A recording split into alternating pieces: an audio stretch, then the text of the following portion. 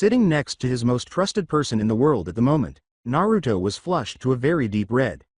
Her long, flowing crimson hair, which reached just past her rear, made her an extremely attractive woman. Additionally, Kyubi had slitted pupils in her deep red eyes, and when she smiled, her teeth were obviously fangs rather than the typical human teeth.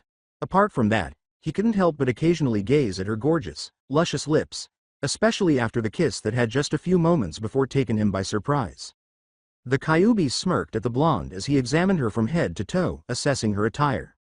She would let the young Namikaze enjoy her looks as much as he pleased.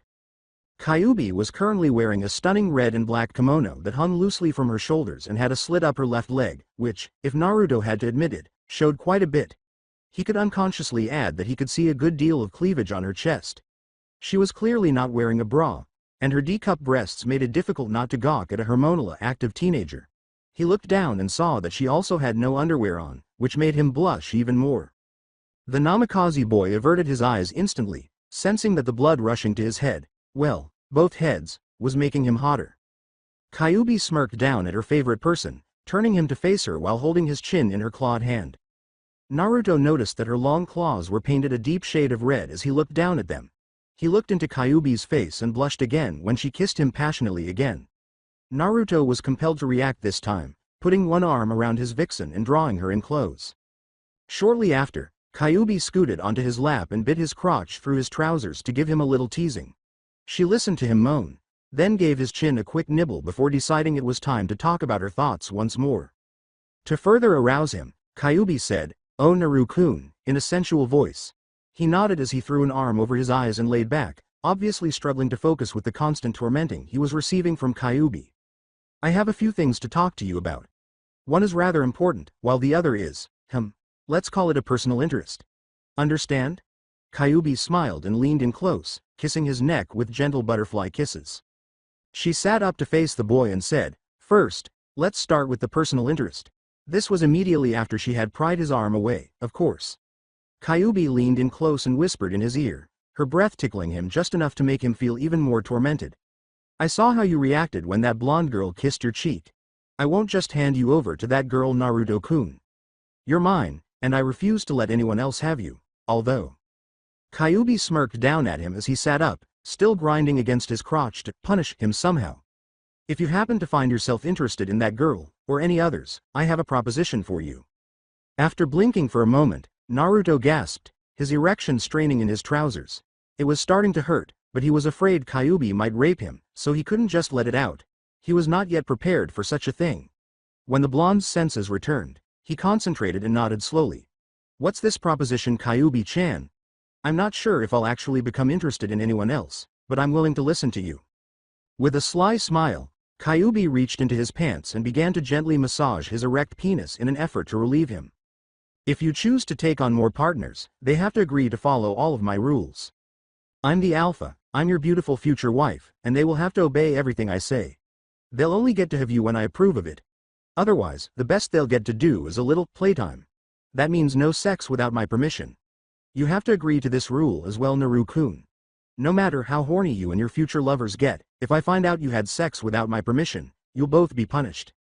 Kyubi smirked at Naruto as he put a finger to his lips as he prepared to speak and accept the terms. The Kyubi started to lightly drag one of her claws along the shaft as she accelerated the pace at which she pumped his erect penis. The buxom vixen leaned back close and kissed his chin. "Naru-kun, I'm not quite finished yet. If you do take on more lovers, I have more rules that will apply to them. Essentially, they will be my slaves. As I said before, they have to do everything I say. Whether this entails them doing the laundry, picking up groceries, killing an enemy, I don't care. If they refuse to do it, they don't deserve to be with you. Depending on their actions and their behavior, I might just end up killing them. Is that understood, my love?"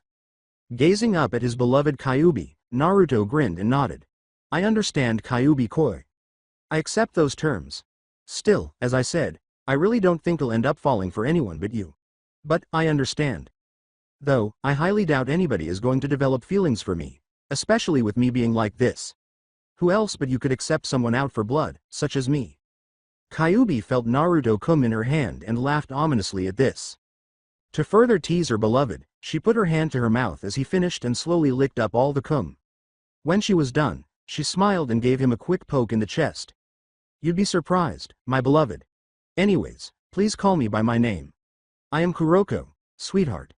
Kyubi is just a title and it's not appropriate for my lover to call me by title alone. Calling me by name is so much more, sensual.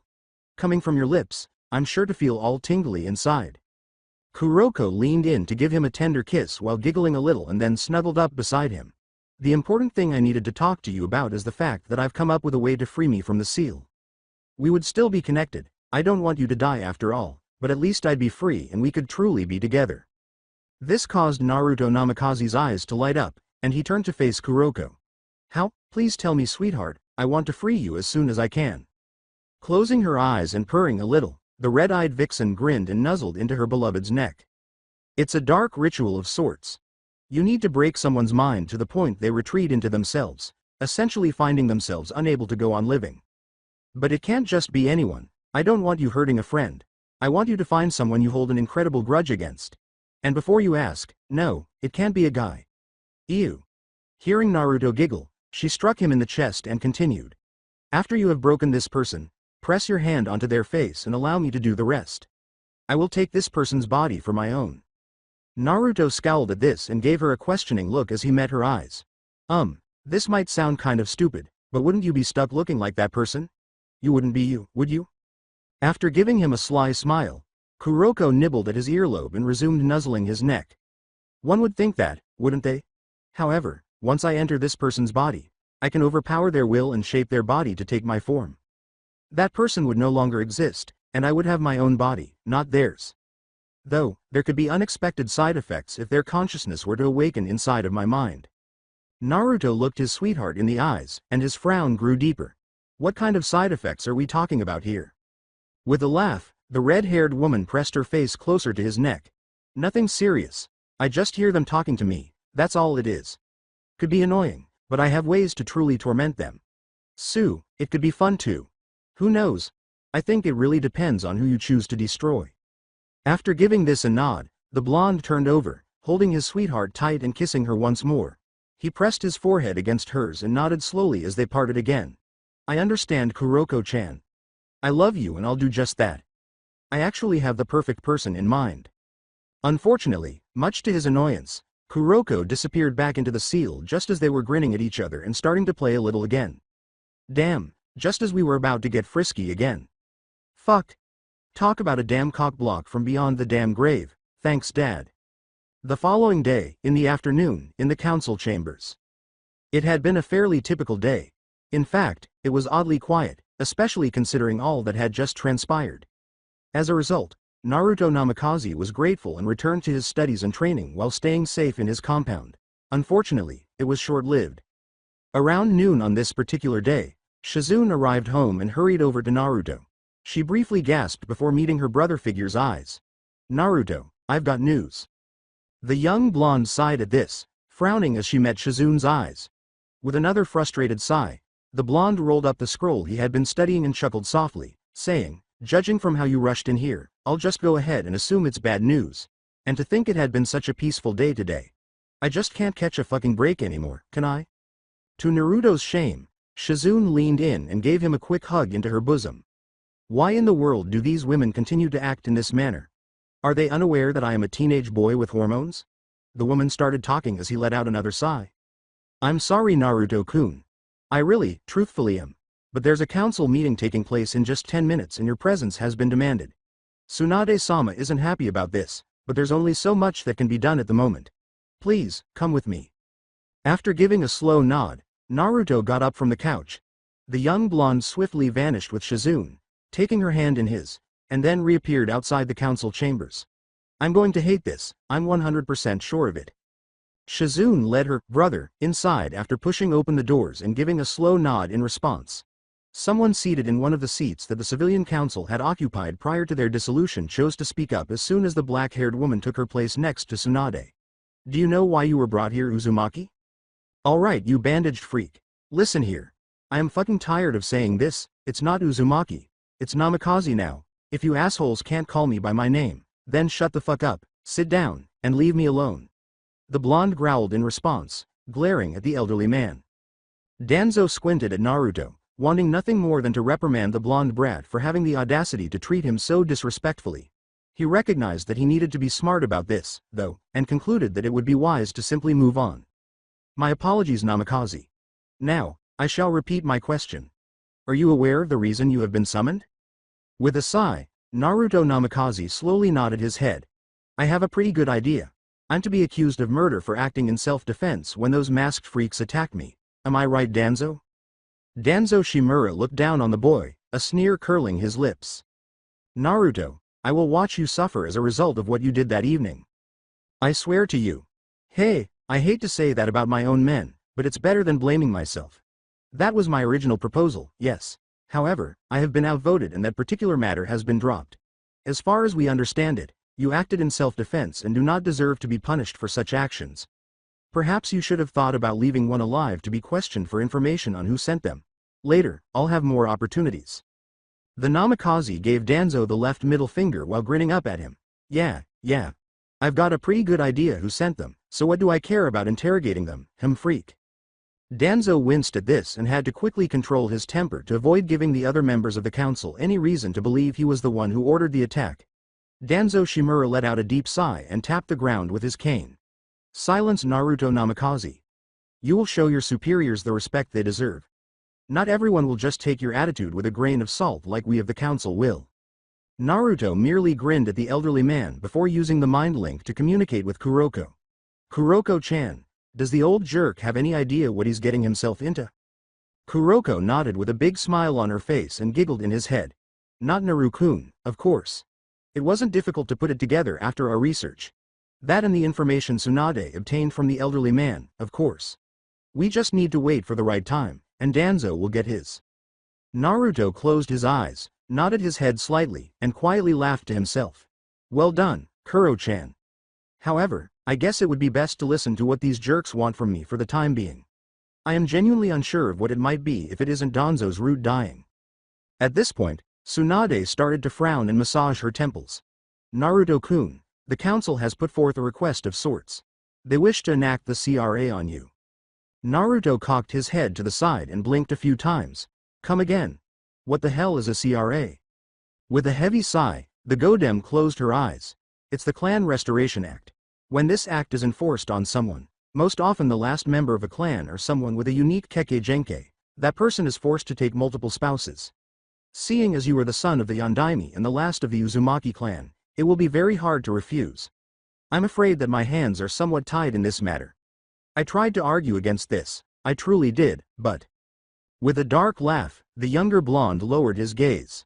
Naruto looked around at the council members and snarled angrily, his eyes turning into red slits as the Kyubi's chakra started to reveal itself. It's not your fault, Ba-chan. I understand. I have only this to say in response, he said. I will not let you assholes dictate how I live my life. Whether or not I decide to take on multiple wives is my choice. I will not let you decide that for me. Besides, I'm already dedicated to someone special. Well, there's that, and there's not a single person in the village that could possibly want the demon brat as a husband. Nice try, but fuck all of you. I'm leaving.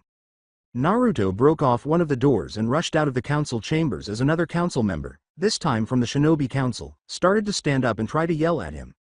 When everyone finally turned to face Tsunade, she shrugged. The Godem Hokage sighed, shook her head, and glanced down at her hands. I could have told you that would happen. I could try talking to him, but I doubt he'll change his mind. Are you idiots happy now that you've pissed him off? Ichiraku ramen 30 minutes later. As the Ichirakus worriedly watched, Naruto was now on his 12th bowl of ramen. He had tried 5 different flavors so far, and he showed no signs of stopping anytime soon. However, the fact that he seemed to be extremely angry was what truly alarmed them. Ayame appeared to have had enough at last. She extended a hand and carefully laid it on his shoulder. The younger Ichiraku quickly walked around the counter and sat beside him after noticing his flinch. She kissed the top of Naruto's head and gave him a tight hug without saying anything. Naruto-kun, please tell me what's wrong. I'll always listen to your problems, you know that. That made the blonde smile a little, and he put his head on her shoulder and nodded slowly. He decided it was time to open up to the first of his sister figures after she nodded and hummed to herself for a while. You're still as sweet as ever, Ayame-ne-chan. I really appreciate that. Ever since the old man, the Sandame, told me the truth about my heritage, things have just been so damn shitty. I don't know who to trust anymore and I'm just so angry. Ayame scowled at this and decided to talk now. Naruto-kun, we were there for Sandaime-sama's announcement after you left on your mission. We understand, we really do. All those people trying to deny who you were and who your parents were. There's been talk of trying to assassinate you or oust you from the village. It's been horrible. We've been so worried about you. But. At this, Naruto shook his head and laughed a little.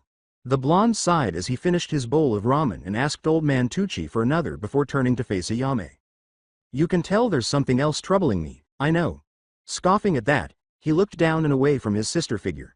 There was basically a kidnapping attempt a couple of days ago. I was walking with Shikamaru, one of the few people I feel that I can actually trust in the village. They threatened to kill him if I didn't go with them. We killed them. There was no way I was going to let them hurt Shikamaru, nor take me. Ayame scowled at that, but she could tell the blonde wasn't done, so she let him finish and started running her fingers through his blonde hair. There's also apparently a damn watch being organized to keep tabs on me during my time in the village. I also know there are going to be more attacks, and not just from those masked men. But today, today sucked. Naruto closed his eyes and nodded slowly as he leaned into the brown-haired woman's touch. But as he opened his mouth to speak, two girls came in and chose to hear him out as well.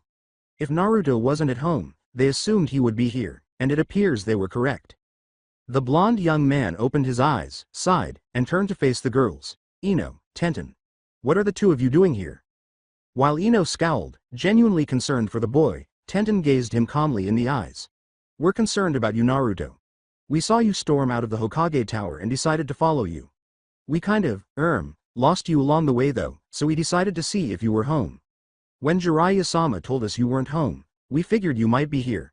Sue, here we are. Can you please tell us what happened? After raising an eyebrow slightly, Naruto Namikaze burst out laughing. As soon as his 13th bowl of ramen was set in front of him, Naruto sighed deeply and started to eat it in silence. Worried about me, huh? Fine. The Namikaze boy took a moment to gather his thoughts, then leaned back, wiped his mouth with a cloth, and started talking. You'd think with the civilian council no longer there that the council would stop being a bunch of dicks. Everyone in the stand waited for him to continue, raising their eyebrows at this. Those assholes tried to force something called the CRA, or Clan Restoration Act, on me. Because I'm the Yondaime's son and the last of the Uzumaki clan, it's apparently important that I take on multiple wives and restore my clan. And they probably want to continue on my father's legacy. I'm damn sure it was the old bastards that formed the original council that decided to push for it. I just didn't expect the Shinobi Council to actually agree with them. Ino shook her head and lowered her eyes. Toussaint tried to force that on you? Why? How could they possibly force such a thing on you? Tenten had started to clench her fists until her knuckles turned white because she was furious. Those bastards. How can they truly believe that they can dictate a person's love life? That's so wrong. At this, Naruto shook his head and laughed. I have no idea. I was told about the meeting you and your families had the day the Sandaime gave the announcement. I thought that maybe, just fucking maybe, I'd be able to trust them. But with this new development, how the hell can I? At this, Ino shook her head and hurried out of her chair to approach Naruto, giving him a firm embrace and pressing her head against his shoulder. I'm so sorry, Naruto. I didn't know he'd do that. The Namikaze boy's cheeks flushed slightly once more, and he blinked a little in bewilderment. He slowly reached up and gave her a gentle pat in return for the hug. It's not your fault, Ino. You don't have to apologize to me for the actions of your father. But, I need to ask something. With her face inches from her friend's, Ino stepped back and met his eyes. Why, yes? Naruto turned away and scratched at his nose, blushing even more at the closeness. If it turns out that he's an enemy, who would you side with? Your father, or me? The platinum blonde retreated a few paces and widened her eyes at the prospect of such a situation, just as she had when Naruto informed her that she would have to choose between him and Sasuke. Ino closed her eyes, whimpered a little, and shook her head. I don't know. I love my Toussaint, but you don't deserve everything you've had to go through, especially not lately. I never thought he'd do something like this. I'm so disappointed in him, but At this point, Tenten put her hand on Ino's shoulder and spoke. Naruto, you know that's not a fair question. How could she possibly choose between you and her father? With a groan, Naruto went back to eating his ramen. When he was done, he looked at Ayame after cleaning his mouth once more. Naruto got up from his chair and leaned over to give the woman a cheek kiss. The blonde hurriedly paid for the meal and started to leave the stand. He didn't want to deal with someone who would try to lecture him for asking a question that made perfect sense to him. Unfortunately, Tenten hurried up and grabbed his shoulder, indicating that it was not to be. Naruto, talk to me. What is wrong with you? What the hell happened? Naruto flipped her off, shoved her back, and glared at the weapons master before turning around and moving on. I don't need to deal with this shit right now. Leave me the fuck alone, Tenten. Tenten watched for a moment before shaking her head as he left her. She started attempting to determine exactly what she should do, looking back at the stand where Ino was still in shock. She let out a frustrated scream when she didn't hear back, then turned to follow Naruto. But he was gone already. She turned and gave the building next to her a hard punch before going back to Ino's side to try to comfort the girl, feeling even more irritated by the whole thing. Slowly, Ino returned to her seat. She started giggling to herself.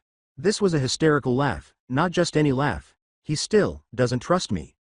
With a scowl, Ayame reached over, took her hand gently, and shook her head. No, I think he does.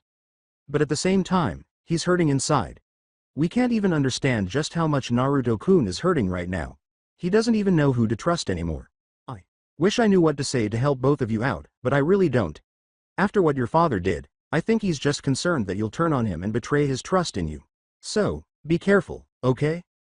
After giving a slow nod, the young Yamanaka heiress turned to face Tuchi Ichiraku. She looked at the spot where Naruto had been sitting, a faint flush on her cheeks. Can you please give me one of whatever ramen Naruto was eating? With a sly smile, Tuchi nodded and started working. It appears that young Naruto-kun is the object of someone's mild crush. That's adorable. Later that evening, Konoha's streets Naruto was still not home. Tenten, whom he had regarded as a friend but did not know well, continued to irritate the young man, who was still angry with the council.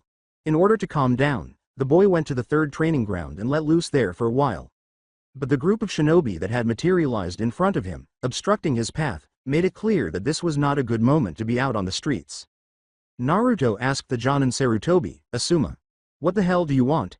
He was obviously annoyed with the man as well for everything he had begun doing since Naruto's ancestry was made public. After lighting a cigarette, Asuma brought it to his lips and took a long drag before slowly exhaling. Even if it was in self-defense, you went too far with those men the other day, Naruto. But more than that, you've been acting off since you were told the truth by the old man. I was willing to give you the benefit of the doubt, to try and trust in you still, but... The young blonde shook his head and held up a hand at this. Don't you feed me that bullshit, Sarutobi. The truth of the matter is, you don't trust me, not one fucking bit, admit it. After a brief moment of sneering, Asuma Sarutobi gestured for some of the Jonin in his group to approach Naruto's sides in case a fight broke out. Your actions since returning have only proven me right, Naruto. You can't be trusted anymore. I had hoped that the council would have agreed to detain you and lock you up so you couldn't hurt anyone, but it seems my expectations of them were a little too high. Naruto Namikaze shook his head and laughed. I somehow figured that was you that ratted me out. What, upset that I made Whittle Shika-chan kill those bastards? This made the bearded Jonin growl, and for a while he clenched and unclenched his fists. You're a monster, Naruto. Before, you were just a stupid kid with hardly any skill. You should have just stayed that way. Naruto scowled at this and was about to give Asuma another one when two voices could be heard. Asuma-sensei, leave him the hell alone. Kiba and Choji soon appeared, obviously annoyed by the Jonin-sensei's attempt to start a quarrel with their friend. What the hell is wrong with you? From what I heard from Shika and Choji, you sounded like a pretty cool guy. So seriously, what the hell? With a sneer, Asuma turned away from the genin and gestured for the shinobi in his group to depart. Asuma vanished in a shunshin, leaving the two genin and one chunin in the darkened street. If you're going to defend him, you're only going to find yourselves in trouble. If you know what's good for you, you'll abandon him and look after yourselves. They don't know they just saved the life of that moron, do they? From inside Naruto's head, Kuroko inquired. It makes no difference. Dealing with Asuma's garbage is not the most important thing I have to do. After answering, Naruto turned to face Kiba and Choji. Kiba started examining Naruto for wounds and exclaimed, Damn man, I didn't think Asuma would resort to pulling something like that. Are you okay? With a sly smile, Naruto gave Kiba a head pat before starting to scratch Akamaru's chin. The blonde scratched at the tip of his nose, smiled at his friends, and nodded his head, saying, I'm fine. Thanks for the help. Why did you two help me? Aren't you afraid of me too? At that, Choji blinked, and he and Kiba exchanged glances before shrugging in unison. Nah, not really. You've been put through a lot of shit and have been seriously misunderstood for a while. San and I are with you all the way, Naruto. Choji clarified. At that, Naruto shook his head and frowned. Yeah, your parents are real swell people, alright. So swell they decided to try and force me into the CRA, the Clan Restoration Act. It seems your parents and the rest of the damn council were in agreement. The son of the Yondaime and last of the Uzumaki clan. It's important that we restore your clan and blah blah blah. Naruto sighed and turned away. TCH. Yeah, your parents are on my side alright. Trying to force me into taking multiple wives for such a selfish fucking reason. Do me a favor. Don't try to say your parents are on my side. They're a bunch of assholes. When Kiba and Choji learned that they hadn't even scolded their friend for disparaging their parents, they both blinked in shock. The two hurried after Naruto as he started to walk away, obviously heading home if his present course was any indication. We didn't know Naruto were. The Namikaze shook his head and held up a hand. As he turned a corner and approached his house, Naruto smiled softly at them after they nodded, indicating that they understood his point. Don't apologize for the actions of your parents. You are not at fault for their actions. Understand? He said. I hate this village. I hate it so much it's becoming absolutely unbearable. All my life people in this village have made me suffer. And now that they know the truth, it's getting worse. I didn't even think that was possible. Kiba scowled at that and rushed up to join Naruto on his walk. He smiled at Naruto and put an arm around his friend's shoulder, drawing him in. Look at it this way, Naruto. You've still got us. We've got your back, even if we have to go against our parents to prove it. You're our buddy. We haven't always gotten along all that well, but damn it if I don't care about you. Hey. I have a feeling if Oni-chan knew about what Ka-san did, she'd be freaking pissed. Kiba laughed at that idea, and since Kiba was holding the blonde's shoulder, Choji approached Naruto and put a hand on his back. I'm going to try and talk to San about this. I want answers as to why he'd pull something like that. There has to be some reason for it. If I find out anything, I'll let you know. Okay, Naruto?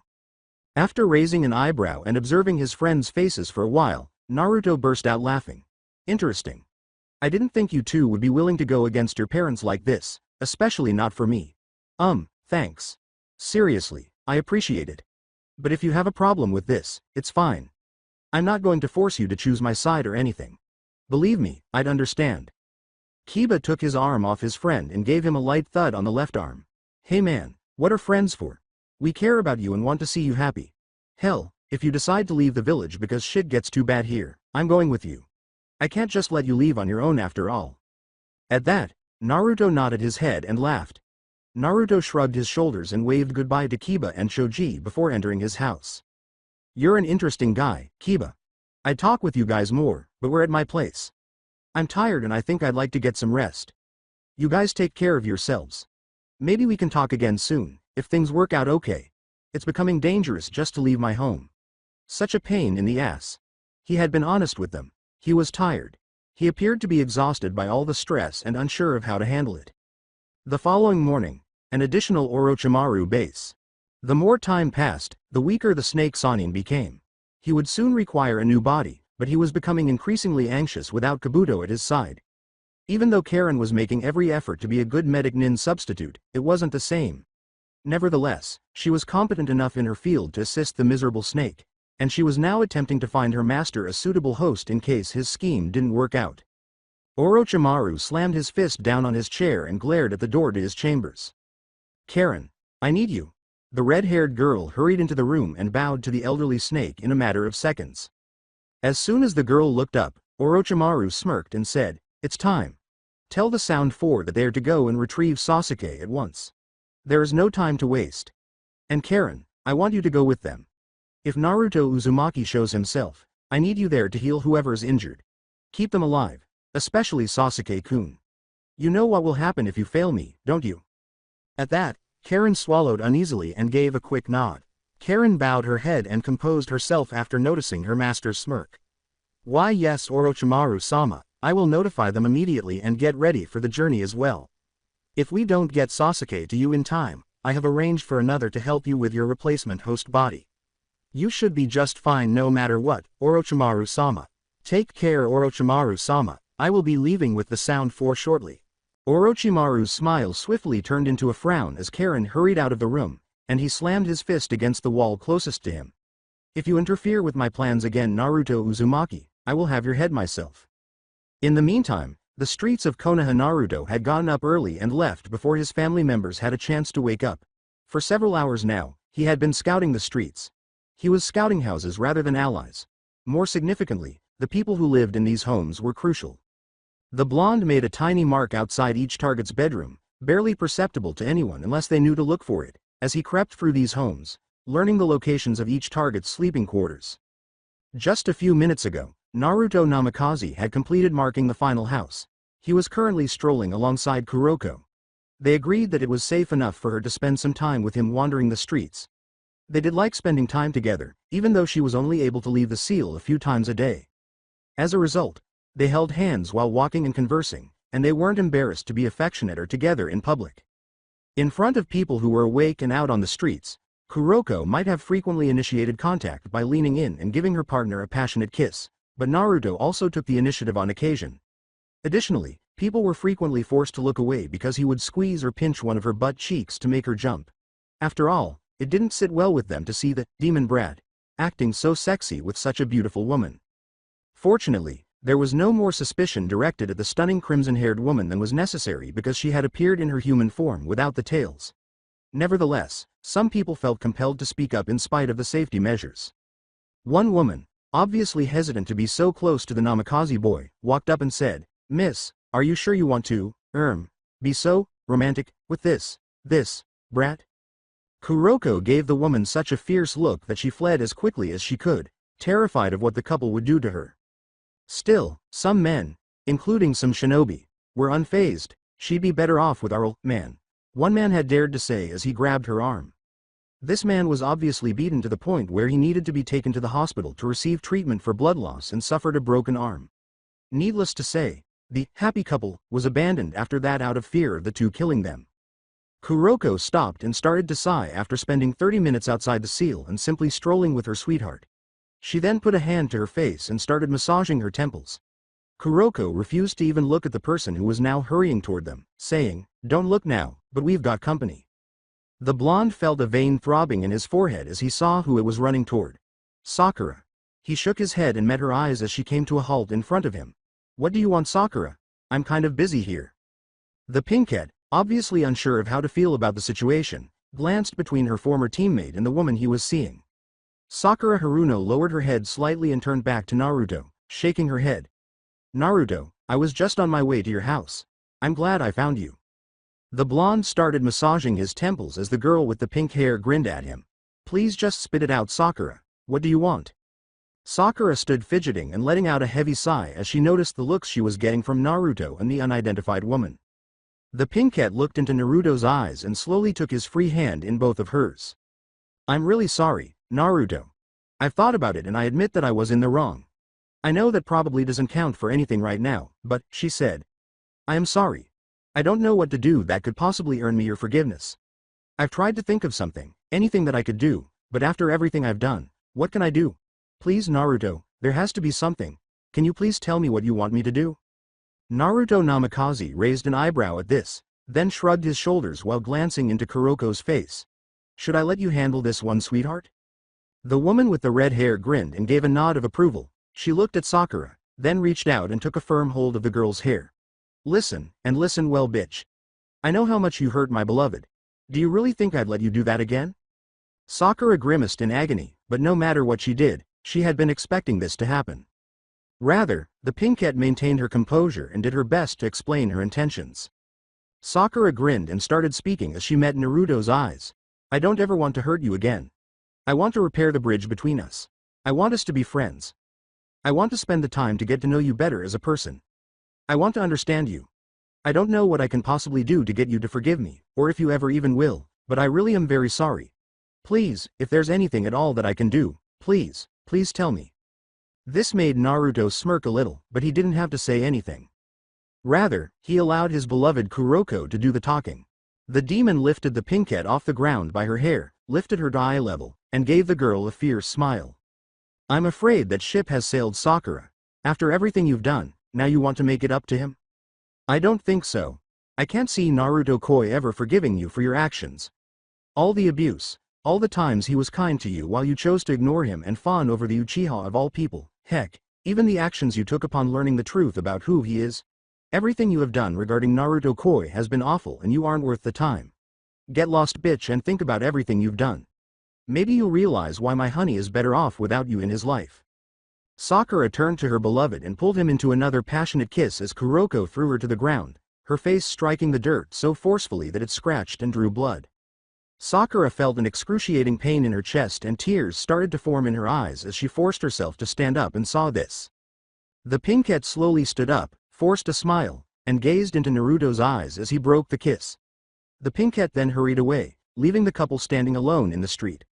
I'll find some way to fix things, Naruto. I promise. In the meantime, please, take care of yourself and be happy. I'll keep trying as many times as it takes until I've earned your forgiveness. Count on it. The blonde shook his head, rubbed his temples once more, and sighed.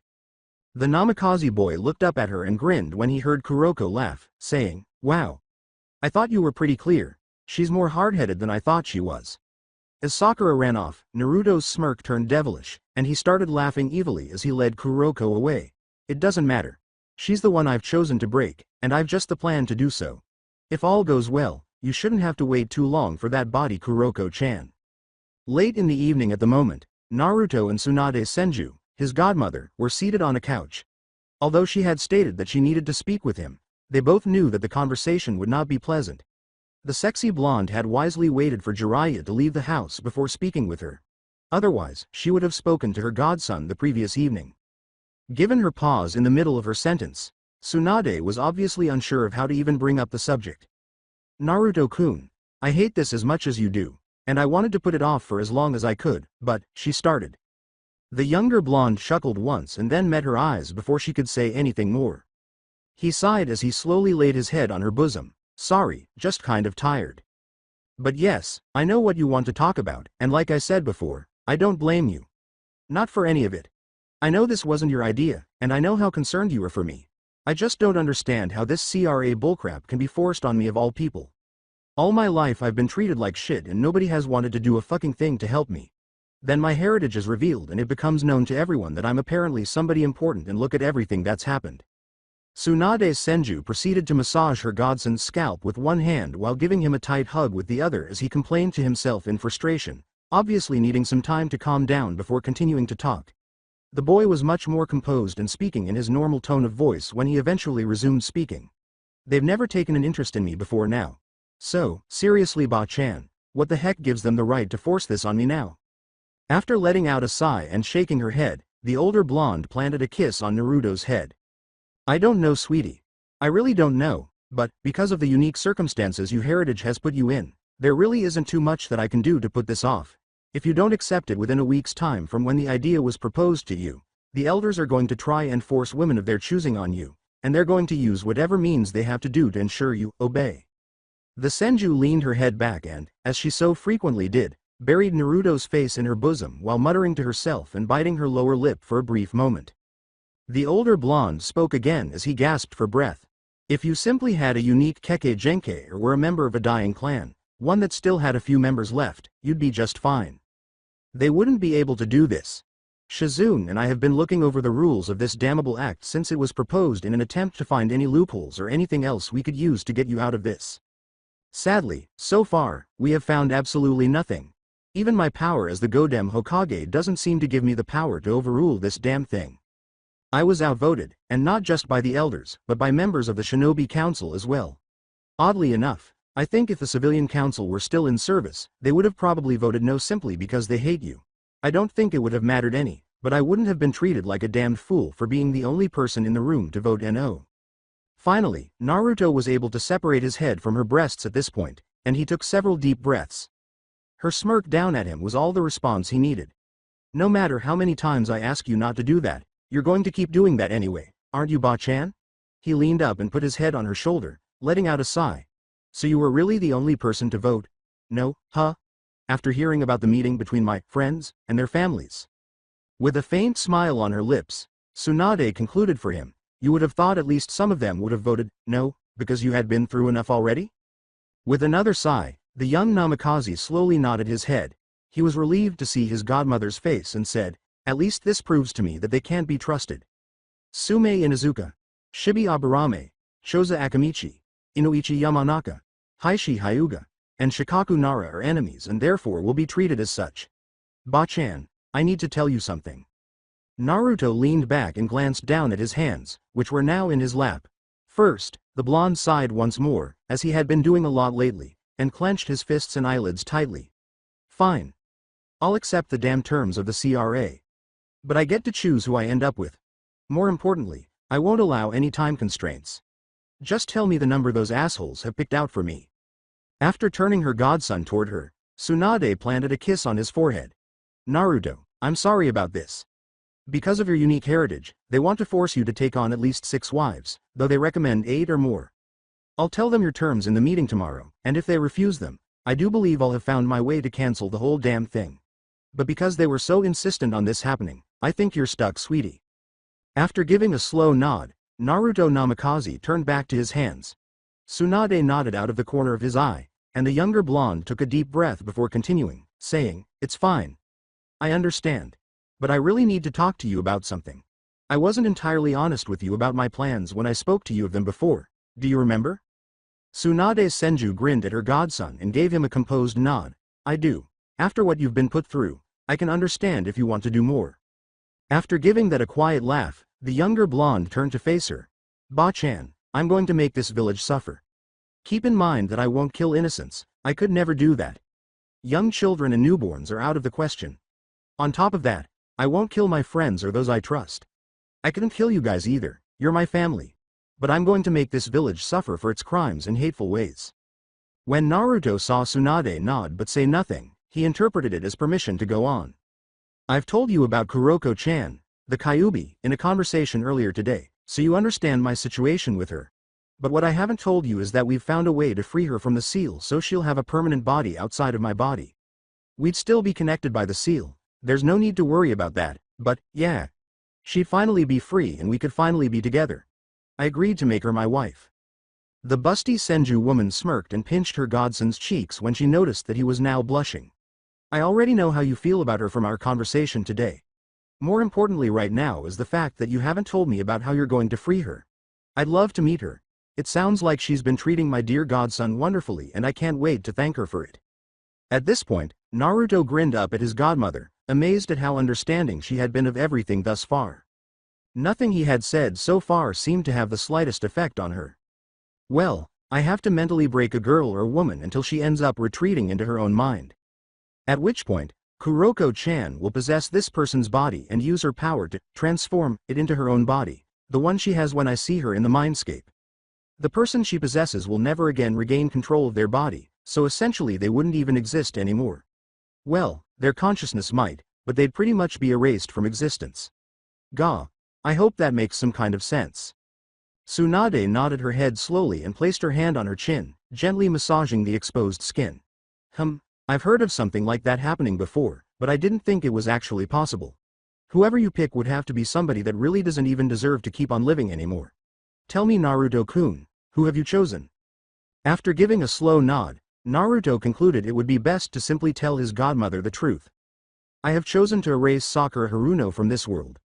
I've already come up with a plan to truly break her, and the first step of that plan starts tonight. Coincidentally, it happens to tie in with my plans to take vengeance upon the village as well, so it's almost like killing 2 birds with 1 stone, as they say." At this point, the sexy blonde became intrigued and drew her godson closer. "Do tell. I'm curious to know what you have in mind." The Namikaze boy nodded and concluded that it would be best to simply lay everything out on the table and let her make the final decision regarding his plans. The civilian council may have been disbanded by the old man, but they're still held in high regard by most of the population. I already know that they made backroom dealings with people, including Danzo Shimura, Kaharu Utatane, and Homura Mitokado. These deals were made to keep the Sandaime and his Anbu busy while attacks were made against me. Of course, they failed to kill me every damn time it happened, but they still happened. Naruto inhaled, nodded once more, and went on. The blonde clenched his eyes shut once more and shook his head as he looked down at this. "I want to strike fear into the people of Konoha. I am going to murder the civilian council tonight. This includes Sakura Haruno's aunt, Kahari Haruno. That will be my first step in traumatizing Sakura. The second is what I have to do after I finish the civilian council off. I don't want to kill innocents, but... Tsunade encouraged her godson to keep going while rubbing his back. The blonde hugged his godmother tightly after he had calmed down and looked into her eyes. I have to kill Kazashi and Mebuki Haruno, Sakura's parents. What troubles me about this is that they were some of the people that were actually nice to me. But I vowed to do this so I can give Kuroko-chan her freedom. She has done so much for me already, and despite how I feel about this, she deserves to be free. She has more than earned it already, believe me. At this, the curvaceous blonde scowled and simply embraced her godson. As she watched her godson slowly nod his head, she grinned down at him and planted another tender kiss on his head. Naruto, I want you to listen to me. Okay, she said. I am not upset with you, nor am I disappointed in you or angry with you. I told you that I would be returning to Konoha and taking the position of Godem Hokage so I could watch over you and take care of you. While I do not care for the murder of innocent civilians that have done you no wrong in the past, I want you to know that I support you in your endeavors. I'm happy you trust in me so much, Naruto-kun. I'm really happy. Naruto felt a few drops of liquid fall onto the top of his head as Tsunade held him tightly. He glanced up into his godmother's face, blinking a few times before starting to wipe away her tears. Ba-chan, why are you crying? At this, she shook her head and giggled a little. I should have been here for you from the start. I should have watched over you and raised you. You would never have to do this if I had just been around. I feel like it's my fault.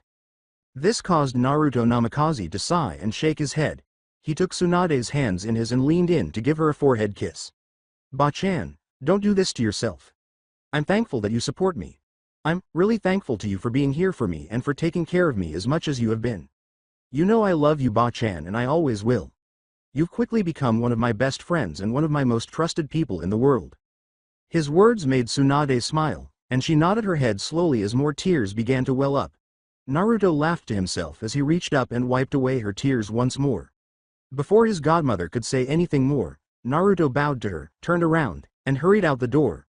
Why don't you go and get some sleep, Ba-chan? You look like you could use some rest. I have to go and take care of everything. I'm sorry. The Godem Hokage chuckled to herself as she watched him go, then lay back on the couch with an arm draped over her eyes to shield them from the room's light. Be careful out there, Naruto-kun.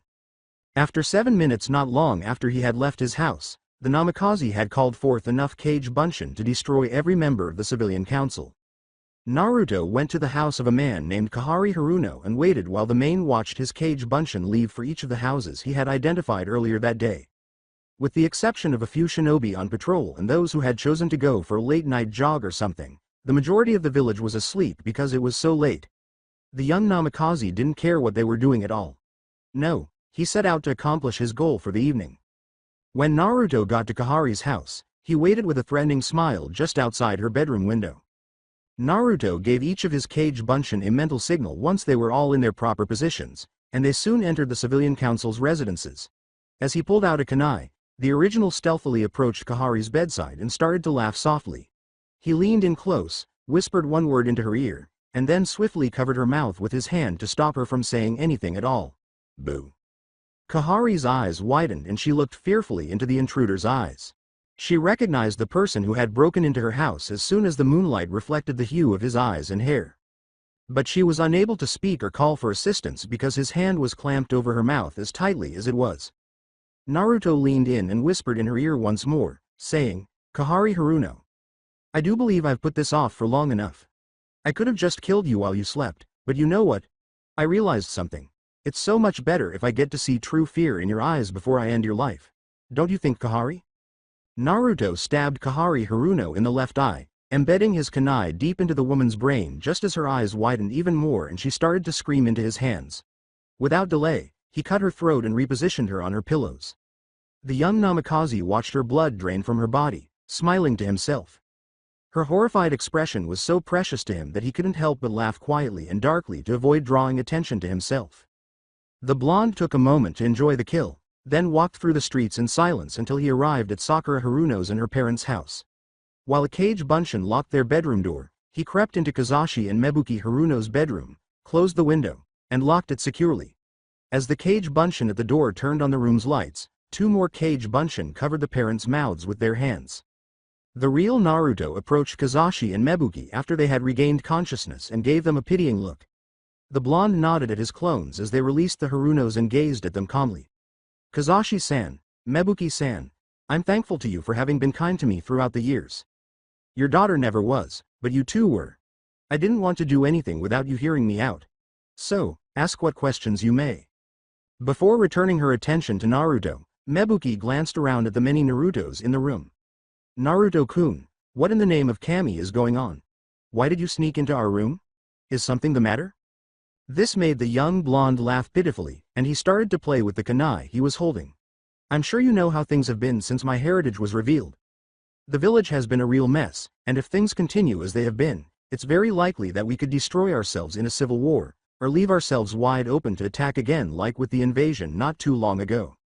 After removing the clone's hand from his shoulder, Kazashi approached Naruto. He put his hands lightly on the boy's shoulders and met the young man's eyes. Naruto, tell us what's wrong. Did somebody try to hurt you already? There's been talk of that, but I didn't think anybody would actually. After slowly examining Kazashi's eyes and grinning sadly, Naruto Namikaze cut the elderly man's throat and let his life blood spill onto the ground. Shortly thereafter, he fell to his knees and met Naruto's eyes. While his clones kept Mebuki silent, the Namikaze knelt down and gave the man a tight hug because it was clear what his eyes were trying to ask. It's not any grudge against the two of you, nor does this have to do with any form of grudge against your daughter. Things are going to get really bad in the village. Really bad. Good people like you shouldn't have to suffer through it. Please rest in peace, Kazashi, Mebuki. Don't hate me for this. You are two people in this village that I have cared for, and I am truthfully sorry for this. Forgive me. With one of his gloved hands, the young man closed his eyes and laid Kazashi's body gently on the carpeted floor. Naruto turned to face Mebuki, approached her, and planted a soft kiss on her forehead. The young boy then killed Mebuki as well, saying, please look after each other wherever you end up. Know that I'll always be thankful to the two of you for being kind to me. After everything was finished, Naruto wiped away his tears, took a few trembling breaths, and vanished out the window. The time had come to go home. He had taken the first step toward Kuroko's liberation with the death of the civilian council. He needed some alone time now, though. Naruto just caused harm to people he didn't mean to do in the first place. After 2 days, the village had been extremely busy the day after Sakura's parents and the civilian council had been killed. It goes without saying that the great majority of the villagers demanded that the demon brat be put to death for the killings. Tsunade and the other council members countered that there was no evidence linking him to these horrible deeds. As a result, no one was able to take any action, and many people didn't think Naruto could or would. As he had feared, the Namikaze had ultimately escaped punishment. Sakura Haruno had cried after her parents and aunt were killed, as was to be expected. The day following the killings, no one had seen her, but people who passed her home claimed to have heard sobbing coming from within. The poor Pinkette was obviously too traumatized to be around people with whom she truly had a close relationship. But the fact that the girl told Tsunade the following morning about something she had discovered that very evening made it clear that she had left her home at some point.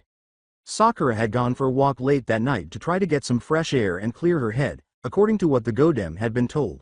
For so long, she couldn't stand being in the same house where her parents had been killed, so she did the first thing that sprang to mind. Team Enko was now in front of the Hokage in her office for precisely this reason. Team Enko, you may be wondering why you have been summoned before me.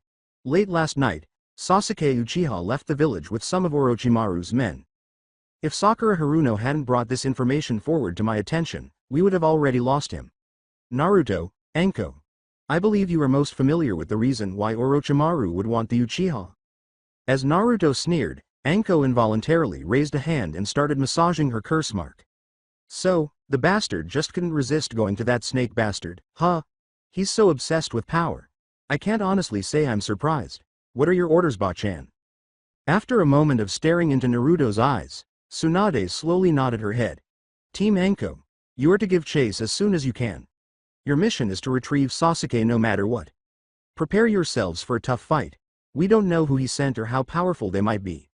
I give you permission to take whoever you might need to assist you. I don't need to tell you to be careful. The younger blonde nodded his head slowly and grinned to himself. Naruto smiled when he saw Tsunade shake her head and give her godson a gentle smile in return.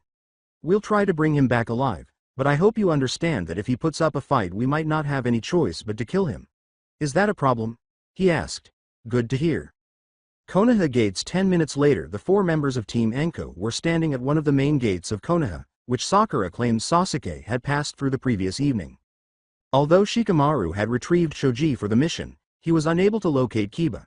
Given the peculiar circumstances and his conviction that Kiba was not currently on a mission, he reasoned that something was amiss with his mother based on what he had heard from Shoji during their visit to the Inuzuka compound.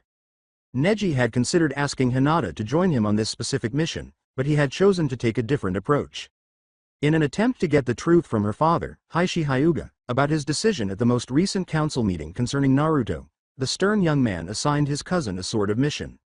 Concerned about her reaction if she found out everything he had learned about that meeting from Shikamaru and Naruto just yesterday, he asked Hinata to try to persuade Heishi to tell her the truth about everything he had agreed to with his fellow council members and to let him know as soon as she had any new information.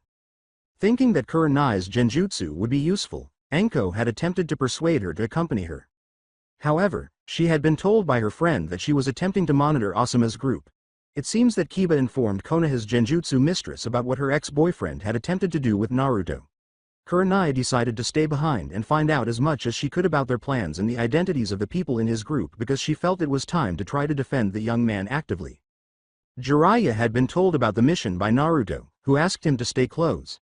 The Toad Sannin was meant to handle the rest and transport the injured team member back to Konoha for assistance if any of Orochimaru's thugs were able to injure his group and things were starting to look bad. The white-haired Sannin agreed, though he was uncomfortable following such commands from his godson, and was now observing them from a high position. Team Enko plus Choji nodded to one another and got ready to leave the village after assessing their gear and devising a practical strategy for not only tracking their opponents but also, ideally, ambushing them before they realized they were being followed. Their mission was about to start. But just as they were about to leave, they were all startled by a recognizable voice calling out to them from behind. Sakura ran up to Naruto, who spun around and raised an eyebrow. Strangely enough, she gave him a long embrace before meeting his eyes. Naruto. I know you're not happy with me right now, and I know things always haven't been good between our team, X-team, but... The blonde shook his head and scowled. Sakura, please get on with it, we're losing valuable time here. Fidgeting where she stood, the pinkette nodded and took a step back. Shaking her head, the pinkette took the blonde's hands and squeezed them. Naruto, I don't even know how I feel for Sasuke anymore. I'm confused, and I understand things are really bad right now, but, she said. Please, bring Sasuke back. Even if you hate him, it might help raise your image in the village or something. Maybe we could fix him. Change Sasuke's attitude for the better. I really don't know, I don't want to lose our team. Not like this. With a sigh, Naruto opened his mouth to speak, but the pinkette's lips suddenly touched his. The Namikaze's eyes widened, and he pushed her away, his sleeve wiping his mouth in frustration. Naruto's voice became much darker as he practically snarled at the girl, who was now crying. I don't even know what the hell is wrong with you anymore, Sakura.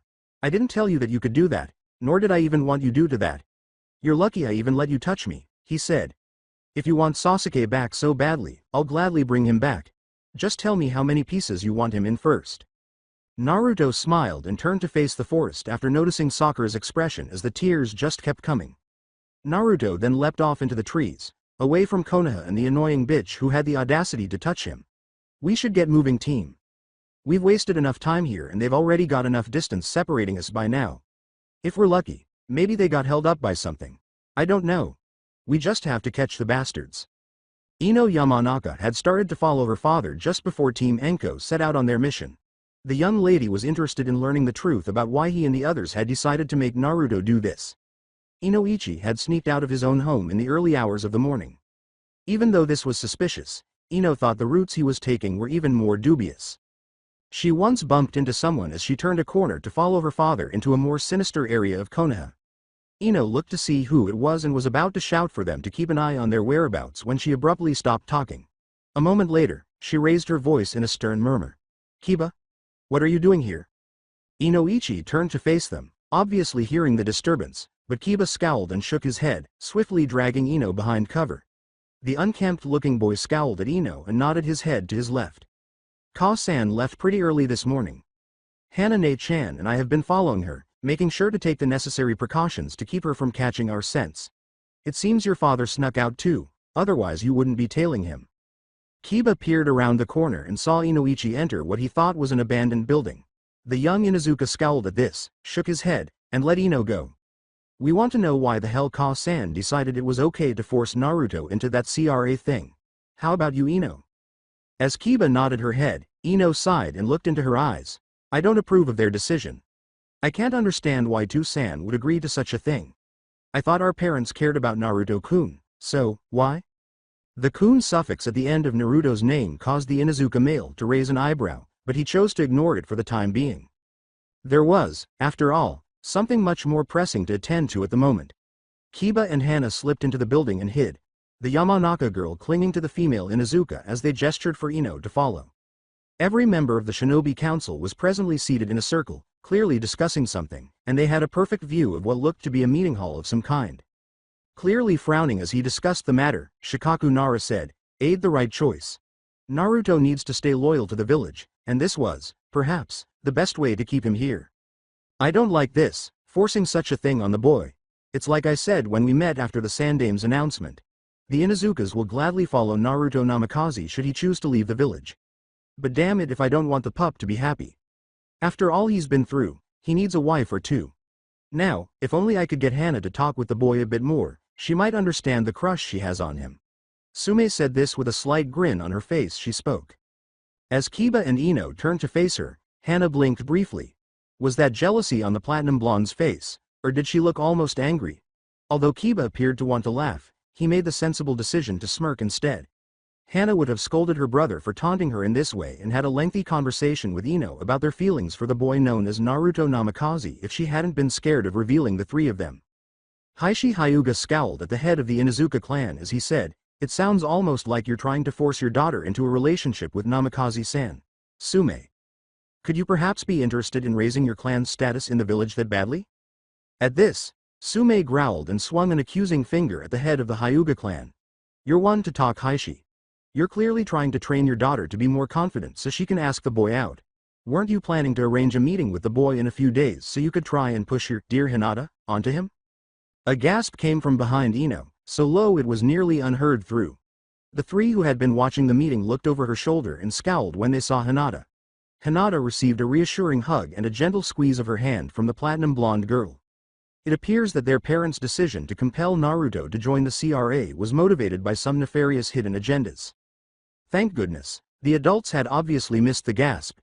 Inoichi yelled at them all just as it looked like they were going to start a furious argument. "Would you all quiet down? We are not here to fight amongst each other. You do remember why we recommended he have 8 wives, don't you?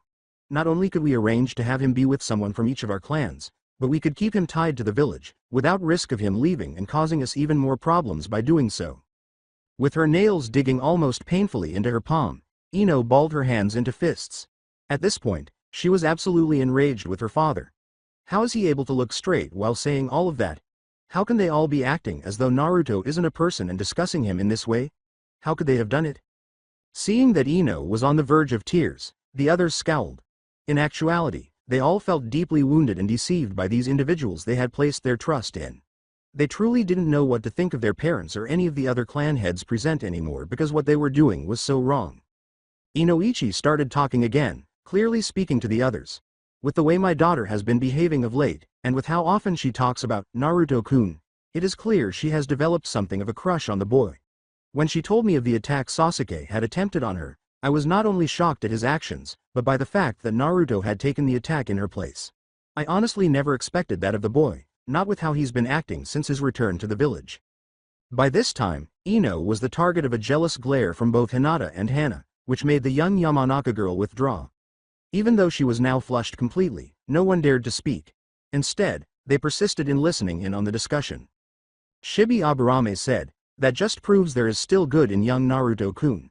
He had remained quiet during the meeting so far, but he thought it wise to speak up now.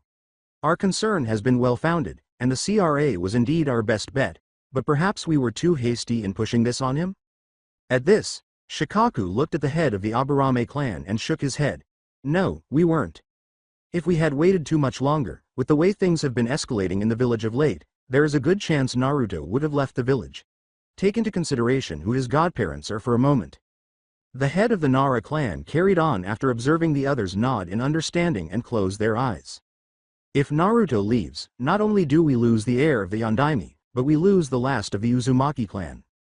This in itself is a great loss, but there is also what he holds inside of him, the Kyubi no Yoko. All of these things lead to one conclusion: he's going to become a powerful force to be reckoned with. But more than that, if he abandons the village, we will lose not only Jiraiya and Tsunade of the Sannin, but our spy network and our best medic as well. Our Godem has yet to finish training our current medics, and I'm sure it will take quite a bit more time before they're even 1/4 as good as she is.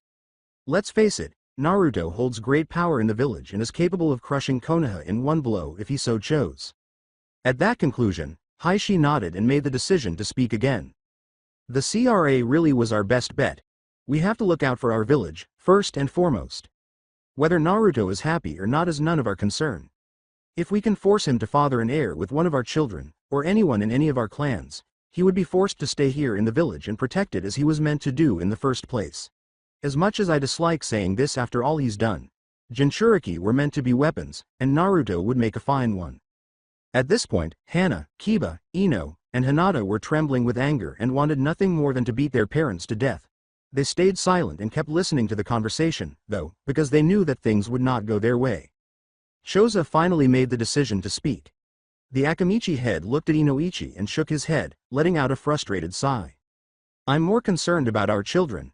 Apparently Naruto told my son about what we decided, so he started trying to question me recently. I told my boy that he should stay out of matters that didn't concern him, but I doubt he'll accept that for long. With our children being as close as they are to the Namikaze boy, we're going to have to be more careful from now on. Your daughter is quite the gossip, Inoichi-san, so I believe you'll have to do something to keep her quiet. I'm not recommending that you do anything drastic, but if she were to begin spreading rumors, there's no telling what could happen. Sume's nose twitched and Shibi's head lifted slightly as Inoichi started to speak, both of them obviously alert. When the 4 eavesdroppers realized they had been discovered, they hurried out of the building as silently as possible and started running as hard and fast as they could to the Namikaze estate. They hoped Tsunade would be present. As long as she was, they knew she could and probably would let them on the property. The 4 of them would be safe if they could only get there. Shibi shook his head in dismay as Sume started to laugh back in the meeting room. Sume, obviously enjoying what was happening, barked out, "Well, it seems we had a few spies. Never thought my pups would pull something like this."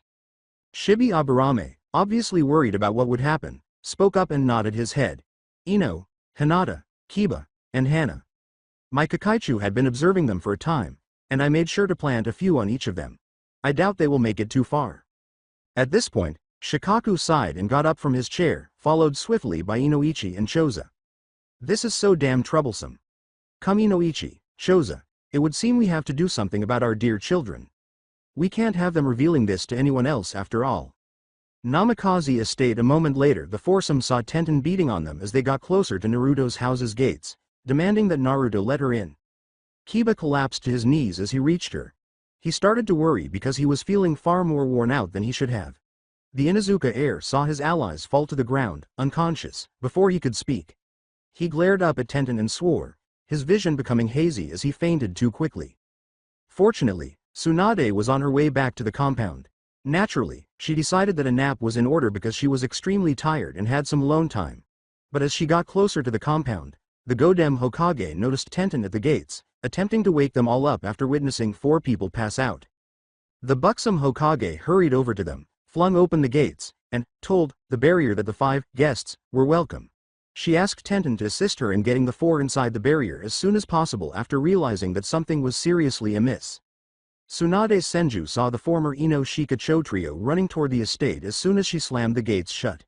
Tenten, take those 4 inside and wait there. It would seem something is going on, and I don't like the looks of it. Tenten nodded hastily and started carrying the 4 unconscious individuals into Naruto's house, half dragging them. The 3 of them went to the gate and squinted at their Hokage as she took one at a time, which was all she could do. Please return our children to us, Hokage-sama. They ran away when we tried to punish them, and we would very much like them back. As Tsunade heard Shikaku's words, a sneer formed on her lips. Is that why I see those insects at your feet, trying to get through the barrier? There's more going on here that you aren't telling me, Shikaku, and I don't like it. First you decide to force the CRA on Naruto-kun, and now I find 4 genin unconscious on my doorstep? There's more to this than you're letting on.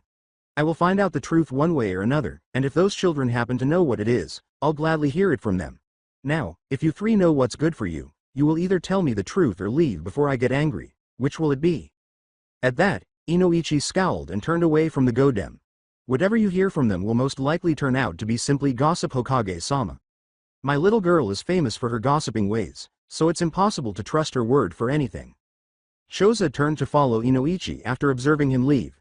Nevertheless, he paused for a moment and looked back. "Hokage-sama, whatever our reasons may be for forcing the CRA on your godson, they don't matter. After all, doesn't he deserve to be happy with people that love him?" Shikaku turned to stare Tsunade in the eyes once more as he watched his friends leave. With that, the Jonin commander turned and went after his companions. "We'll be back for the children later. They can't stay here forever, after all." With the other clan heads, they seemed to have a lot to talk about now. As the three clan heads departed, Tsunade's frown grew more intense. As soon as they were out of sight, she turned and carried Kiba over her shoulder. Tenten carried Hana inside the house while Akamaru whimpered and followed her. The Godem laid them all on the upstairs floor's beds before going back to the living room and sitting on a couch with her face buried in her hands. The blonde Hokage turned to look at the young weapons master when she felt a hand on her shoulder. The young woman was trembling as she looked down at her legs. "Tsunade-sama, I've always dreamed about meeting you, but I don't know. Right now just doesn't seem like the right time to be gushing or singing your praises. I don't know what the heck happened. All I wanted was to talk to Naruto and then, I don't know. Are they going to be okay?" The Godem gave the young girl a gentle smile and nodded her head. Tsunade Senju leaned back and shook her head in shock at the state of affairs. "They've had their chakra drained, but they'll be fine. Give them some time and they'll awaken on their own. Someone planted Kakaichu on the four of them, and if I had to guess who, they said, I'd say it was Shibi Aburame himself that did this. It's lucky that Naruto-kun's barrier was designed the way it was, or he might have found some way to force himself in here after his Kakaichu got inside. We got real lucky this time." Tenten looked out one of the windows and nodded. "See, can we stay here for a while? I didn't think I'd see anything like that happen to my friends. I didn't think I could be so scared of the clan heads. What the hell were they thinking?" Tsunade put a reassuring hand on the girl's shoulder and shook her head. "I don't know, little one. I don't know, but whatever's going on, I'd say it centers around Naruto-kun. This village is going crazy and it seems that no matter what I try, my godson's life is going to get worse and worse as long as he stays here in the village. I'm honestly scared for him. I keep thinking things like, what if I'm not strong enough to protect him? Or, why do I feel like I can't make a difference? I want him to be happy, but it feels like I'm failing him. And things like that. When I accepted my position as Godem Hokage, my main goal was to look out for Naruto-kun. I can't believe what's become of this village." Tenten gave her idol a slow nod before attempting to calm her as best she could by gently massaging her back. Tenten turned to Tsunade, her eyes wide with realization, and she shook her head a couple of times in shock. "I'm sorry I ever doubted him.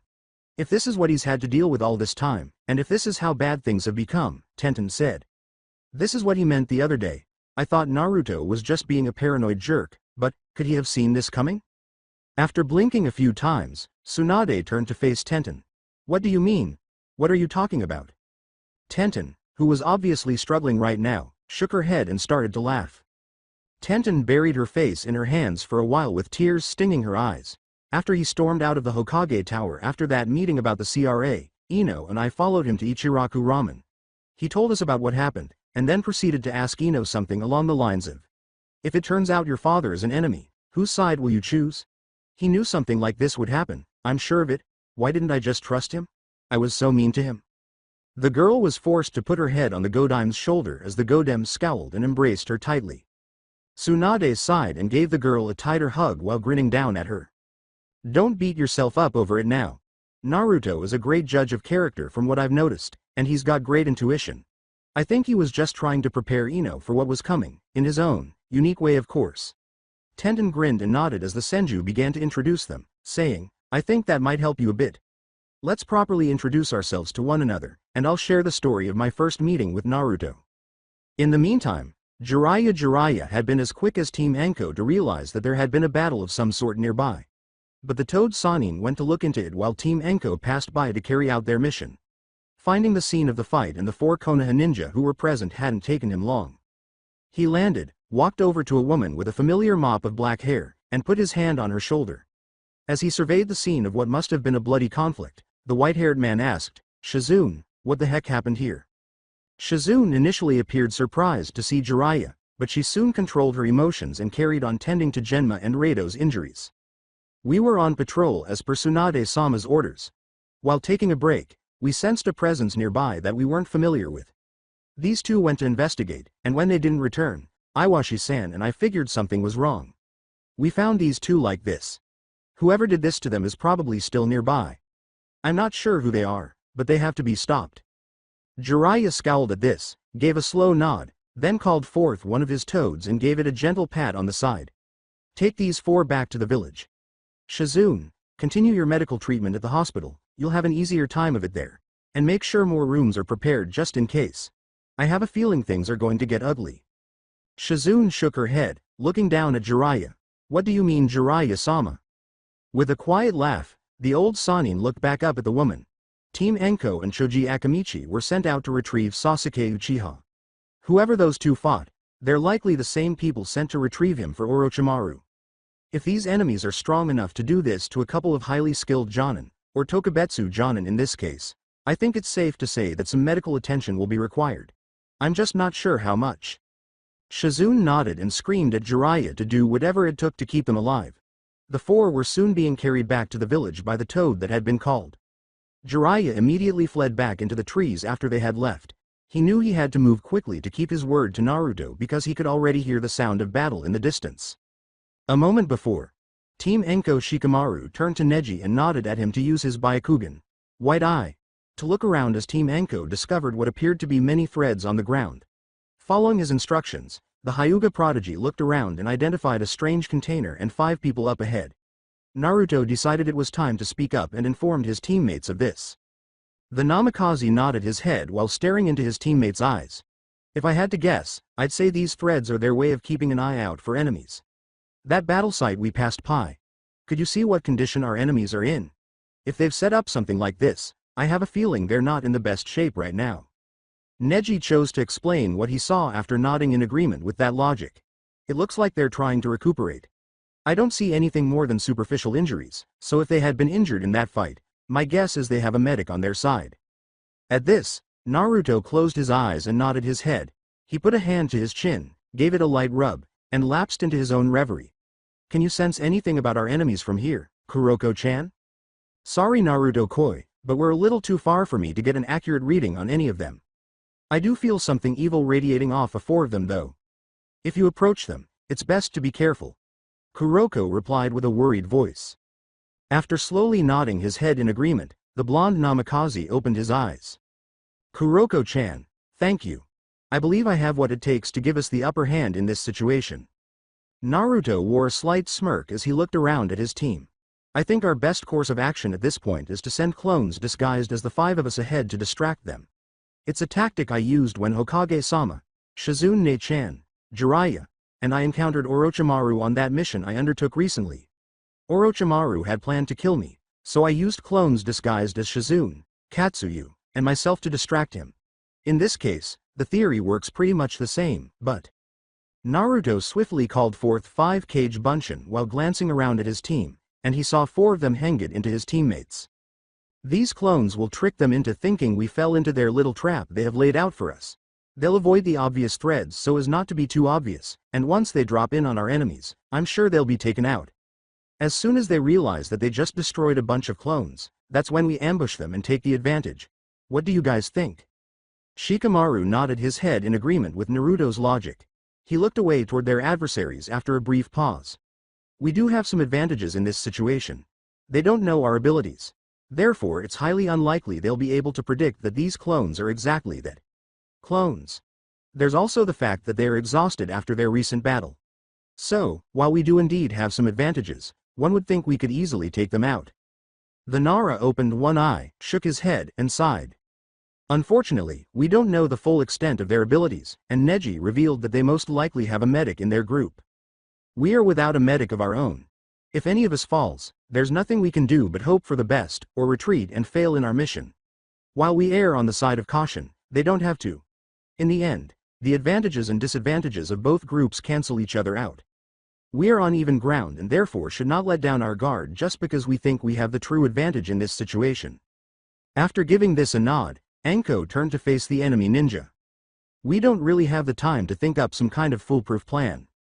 Without knowing the capabilities of our enemies, there's no way we can come up with the best course of action. Naruto-kun's idea is the best we've got to go on right now. As soon as they fall into our trap, use your Kajimane no Jutsu to ensnare them and we'll do our best to take them down fast.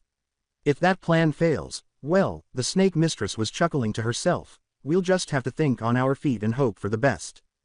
Naruto commanded his clones to advance after observing the team nod in agreement. Neji watched the group ahead and saw one of the enemies twitch just a little as they stepped on some hidden threads. The clones quickly advanced, tricking the adversaries into believing they were attempting to trap them in their own trap. Team Anko advanced quickly after the clones were imprisoned, taking care to avoid drawing the enemy's attention. Shikamaru decided to use his shadows to ensnare every enemy at the precise moment when the heavy-set male of their group raised some kind of earth dome to trap the clones. To the best of his ability, the Nara forced them into a lax position as they fought for their freedom, allowing his allies to deliver crucial blows. The orange-haired man was smashed as hard as he could to the ground by Choji, who leapt into the air and struck him with an enlarged fist. The attacks were still coming at them, even though the other adversaries had escaped in time to jump away. Neji Hyuga jumped away to join Shikamaru and Choji after moving from behind the spider-like man and landing multiple tenketsu points. The white-haired man and the irate pink-haired young woman were ready to retaliate as the man collapsed to his knees due to the direct impact of the attack. They were not happy that their enemies had taken them by surprise. But just as the white-haired man was about to attack, snakes swung around him and sank their teeth into his neck, injecting his body with venom. The final member of the Sound Four was attacked by Naruto as he fell to his knees, fighting to breathe and escape. Before long, the group's genjutsu practitioner felt a kunai pressed against her jugular vein. It penetrated just enough to itch her skin and extract some blood, and she became aware that she might unintentionally kill herself if she dared to speak. She closed her eyes and started cursing her misfortune as she felt the boy behind her lean in close. As the girl in his grasp flinched and only slightly more blood was drawn due to the kunai pressing against her neck, the blonde grinned and said, Kuroko-chan says you smell familiar to her. It would seem you're from a long-dead clan girl. Are you truly an Uzumaki? Hey, to think a relative would be working under the snake bastard of all people. What are the odds? Karen took a quick step back as her eyes widened behind him. And no way. Your name, it's not Naruto Uzumaki, is it? She hurriedly said, her fear shining through her voice. With a sly smile, the blonde shoved the girl with the pink hair to her knees and pressed the kunai's tip against the back of her neck while he turned to face the red-haired girl behind him. Ah, so he's told you about me, has he? How curious. Karen started to tremble and turned to face the others. Damn it, this is the guy the first told you about. Orochimaru-sama wanted us to be careful of this one. Shit.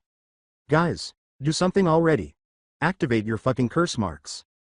With a muttered curse, the white-haired man swiftly carried out the action.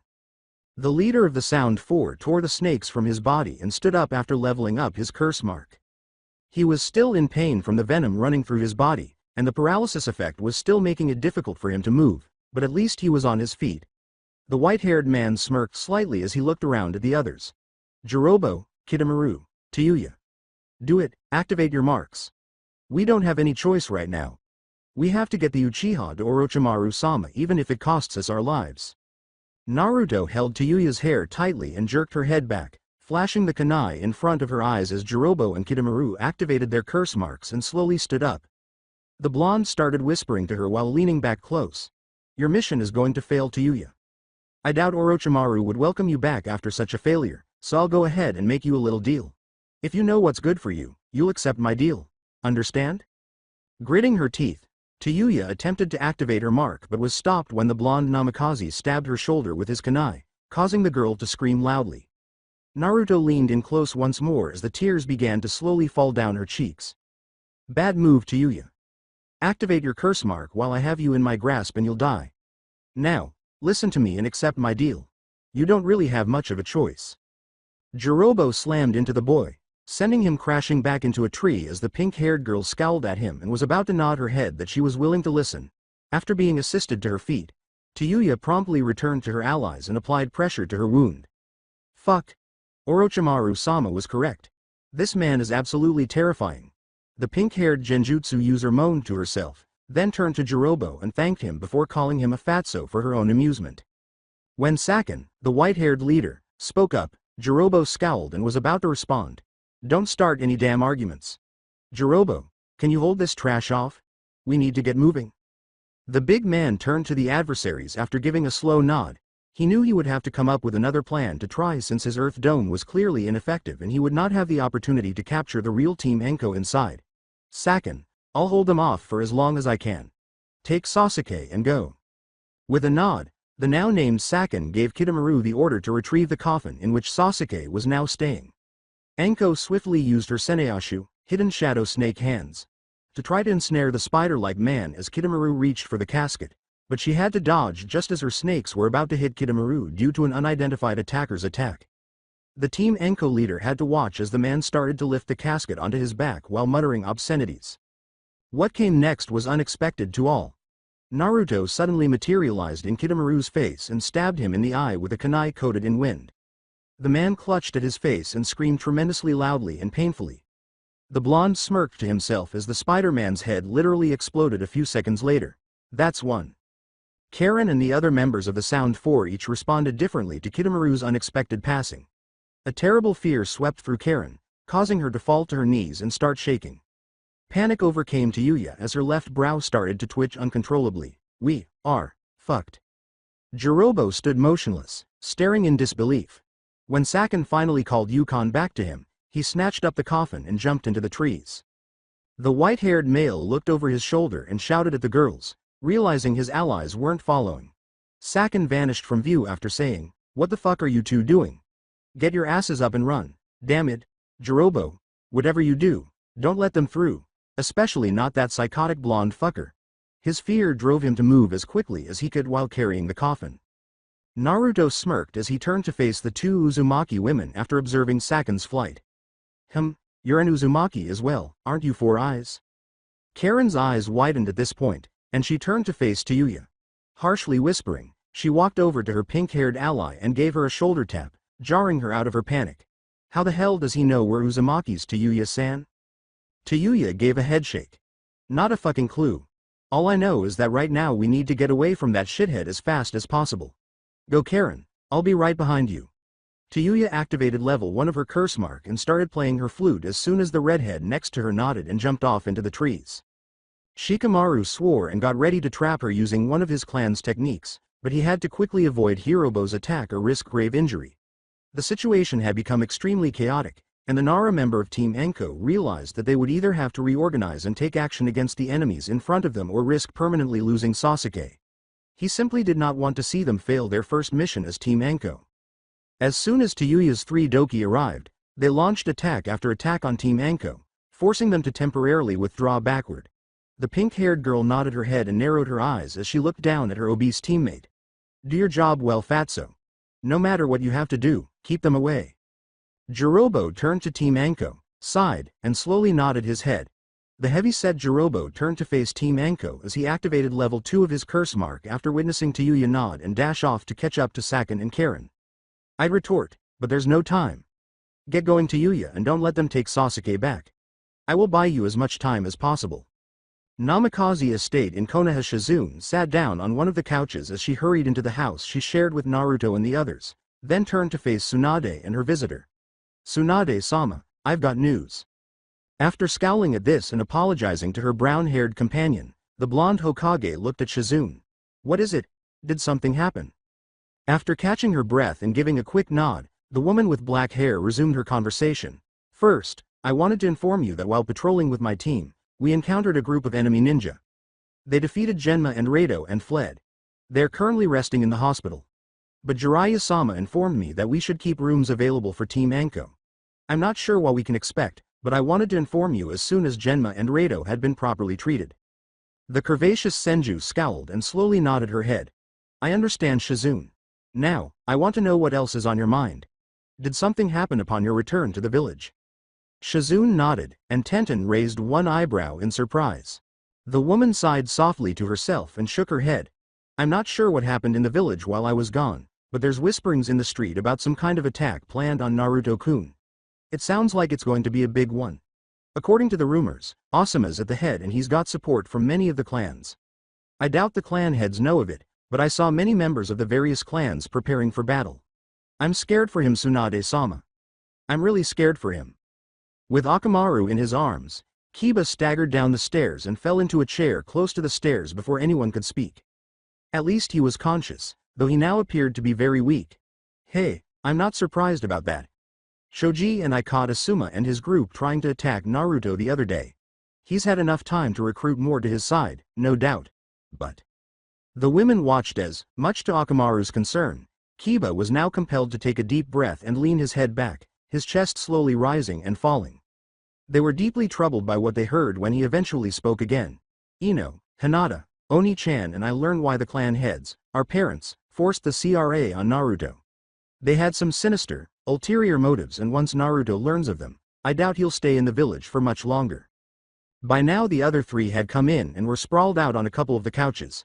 Although the four of them appeared to be very weak, they had to inform their Hokage of some crucial information. Ino, obviously upset by what she had discovered earlier in the day, clarified, they don't care about Naruto-kun at all. When we were caught eavesdropping on their conversation, we knew we were in trouble. I don't know what they would have done to us, but we knew it wasn't going to be good. As she started talking, Hinata felt tears stinging at her eyes. I'm so angry with them. They're trying to make sure Naruto-kun doesn't have any choice. They're trying to force him to stay loyal to the village, to be stuck here and suffer the hate of everyone. They claim to care about him and want to make things right, but... Hana closed her eyes and nodded. They lied. Their plan was to marry the three of us off to Naruto, as well as members from the other clans, all to keep him here. If we were to birth his children, he'd essentially have no choice but to stay. At least that's their plan, but more than that. At this point, Kiba started to growl. Some of them clearly want to raise their clan status, but that's not the worst of it. Heishi referred to Naruto as a weapon rather than as a person. Ka-san was the only one that sounded even remotely human in that conversation. Still. Tsunade nodded her head in agreement and scowled at this information. You don't feel like you can trust her after what you've heard. It makes sense now. Damn it. Tenten saw the Godem put a hand on her back and bury her face in her hands. Tsunade-sama. Shizune sighed and leaned back on the couch after surveying everyone. This is really bad. Between the clan leaders and Asuma, Naruto-kun is going to lose it. What the hell are we supposed to do to bring everyone under control? What can we do? The Godem Hokage sighed into her hands and shook her head. I don't know. I honestly don't know. We could rally Naruto's supporters to put a stop to Asuma's group, but we'd essentially be starting a civil war inside our own village. As for the clan leaders and the CRA, I've tried to come up with something, anything, but I still haven't found a way out of it. Naruto-kun only agreed so long as he gets to choose his partners, but I'm not sure if he ever will. He's so certain that nobody could love him because he's a monster. Tenten shook her head, laughing at that remark. I don't care if he has the Kyubi inside of him or if he's changed or any of that. If he really believes that he's a monster, I'm going to beat the crap out of him until he understands that he's still a good person. A monster doesn't have a heart like he does. People could easily fall in love with him. Damn, what the hell is wrong with him? Kiba laughed at this, leaned his head back once more, and closed his eyes. Laughing to himself, the Inuzuka male soon found himself on the receiving end of many fists of female rage. Naruto's a hard-headed fool sometimes, just like me. It'll take a lot to get it through to him that there are girls that have the hots for him. There's 3 of them sitting here in the room right now. Akamaru could only bark and shake his head at this point, expressing his unmistakable agreement with the girls and what they had done to his master. Ino, Hinata, and Hana stood over Kiba as soon as he was unconscious, glaring down at him with a furious huff. The 3 young ladies turned when they heard a cough behind them, blushing at the glances Shizune, Tenten, and Tsunade were giving them. What? Tenten sighed and shook her head. The 3 of you are going to go crazy over Naruto? I don't mean that to sound offensive or anything, but you 3 really are acting nuts. Besides, aren't we supposed to be thinking of some way to protect him? Our first priority should be to do something about Asuma and his group, right? The 3 Naruto lovers went back to their seats after Tsunade and Shizune nodded. Sadly, Kiba would be excluded from this discussion due to his incompetence and inability to know when to keep quiet. Ino tried to say, "You're right. Sorry for getting out of hand there.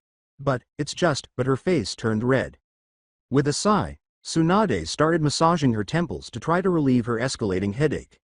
Seeing that the Senju were paying attention, She nodded slowly and went on, saying, I should let the three of you know something if you're going to actively pursue Naruto now that you know of the CRA being forced on him. There is a woman that's very special to him right now. Her name is Kuroko. If you want to be with him, you'll have to gain approval not just by Naruto-kun, but by her as well. I'm not sure when you'll have the chance to meet her in person, but in the meantime you're free to talk with my godson about your feelings. Whether he accepts them or not is up to him, however. Shizune nodded her head and laughed uneasily at this. That's true. I think with how he's been since we met him is going to make that kind of hard. He's not exactly the most trusting person, and if you claim to have feelings for him, there's no telling just how Naruto-kun will react.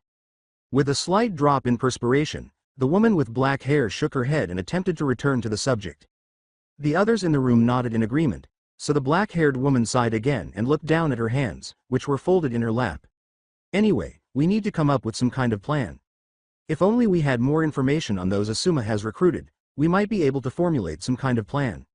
Right now though, I just don't know what we can do. Naruto-kun. Team Enko had been forced to retreat, but it hadn't taken long to get to Jirobo. It should be much easier for them to deal with the orange-haired man without Tayuya's Doki helping him. But Choji insisted that their mission was far more important than wasting time on one opponent, especially one that their leader was willing to sacrifice so he could run away in fear, rather than teaming up to defeat the heavy-set man. In order to take care of Jirobo, the Akamichi heir stepped forward and yelled at his fellows to continue. As per his instructions, the Sound Four's weakest member naturally tried to stop Team Enko from pursuing the others, but Choji Akamichi swiftly forced him to dodge another enlarged fist.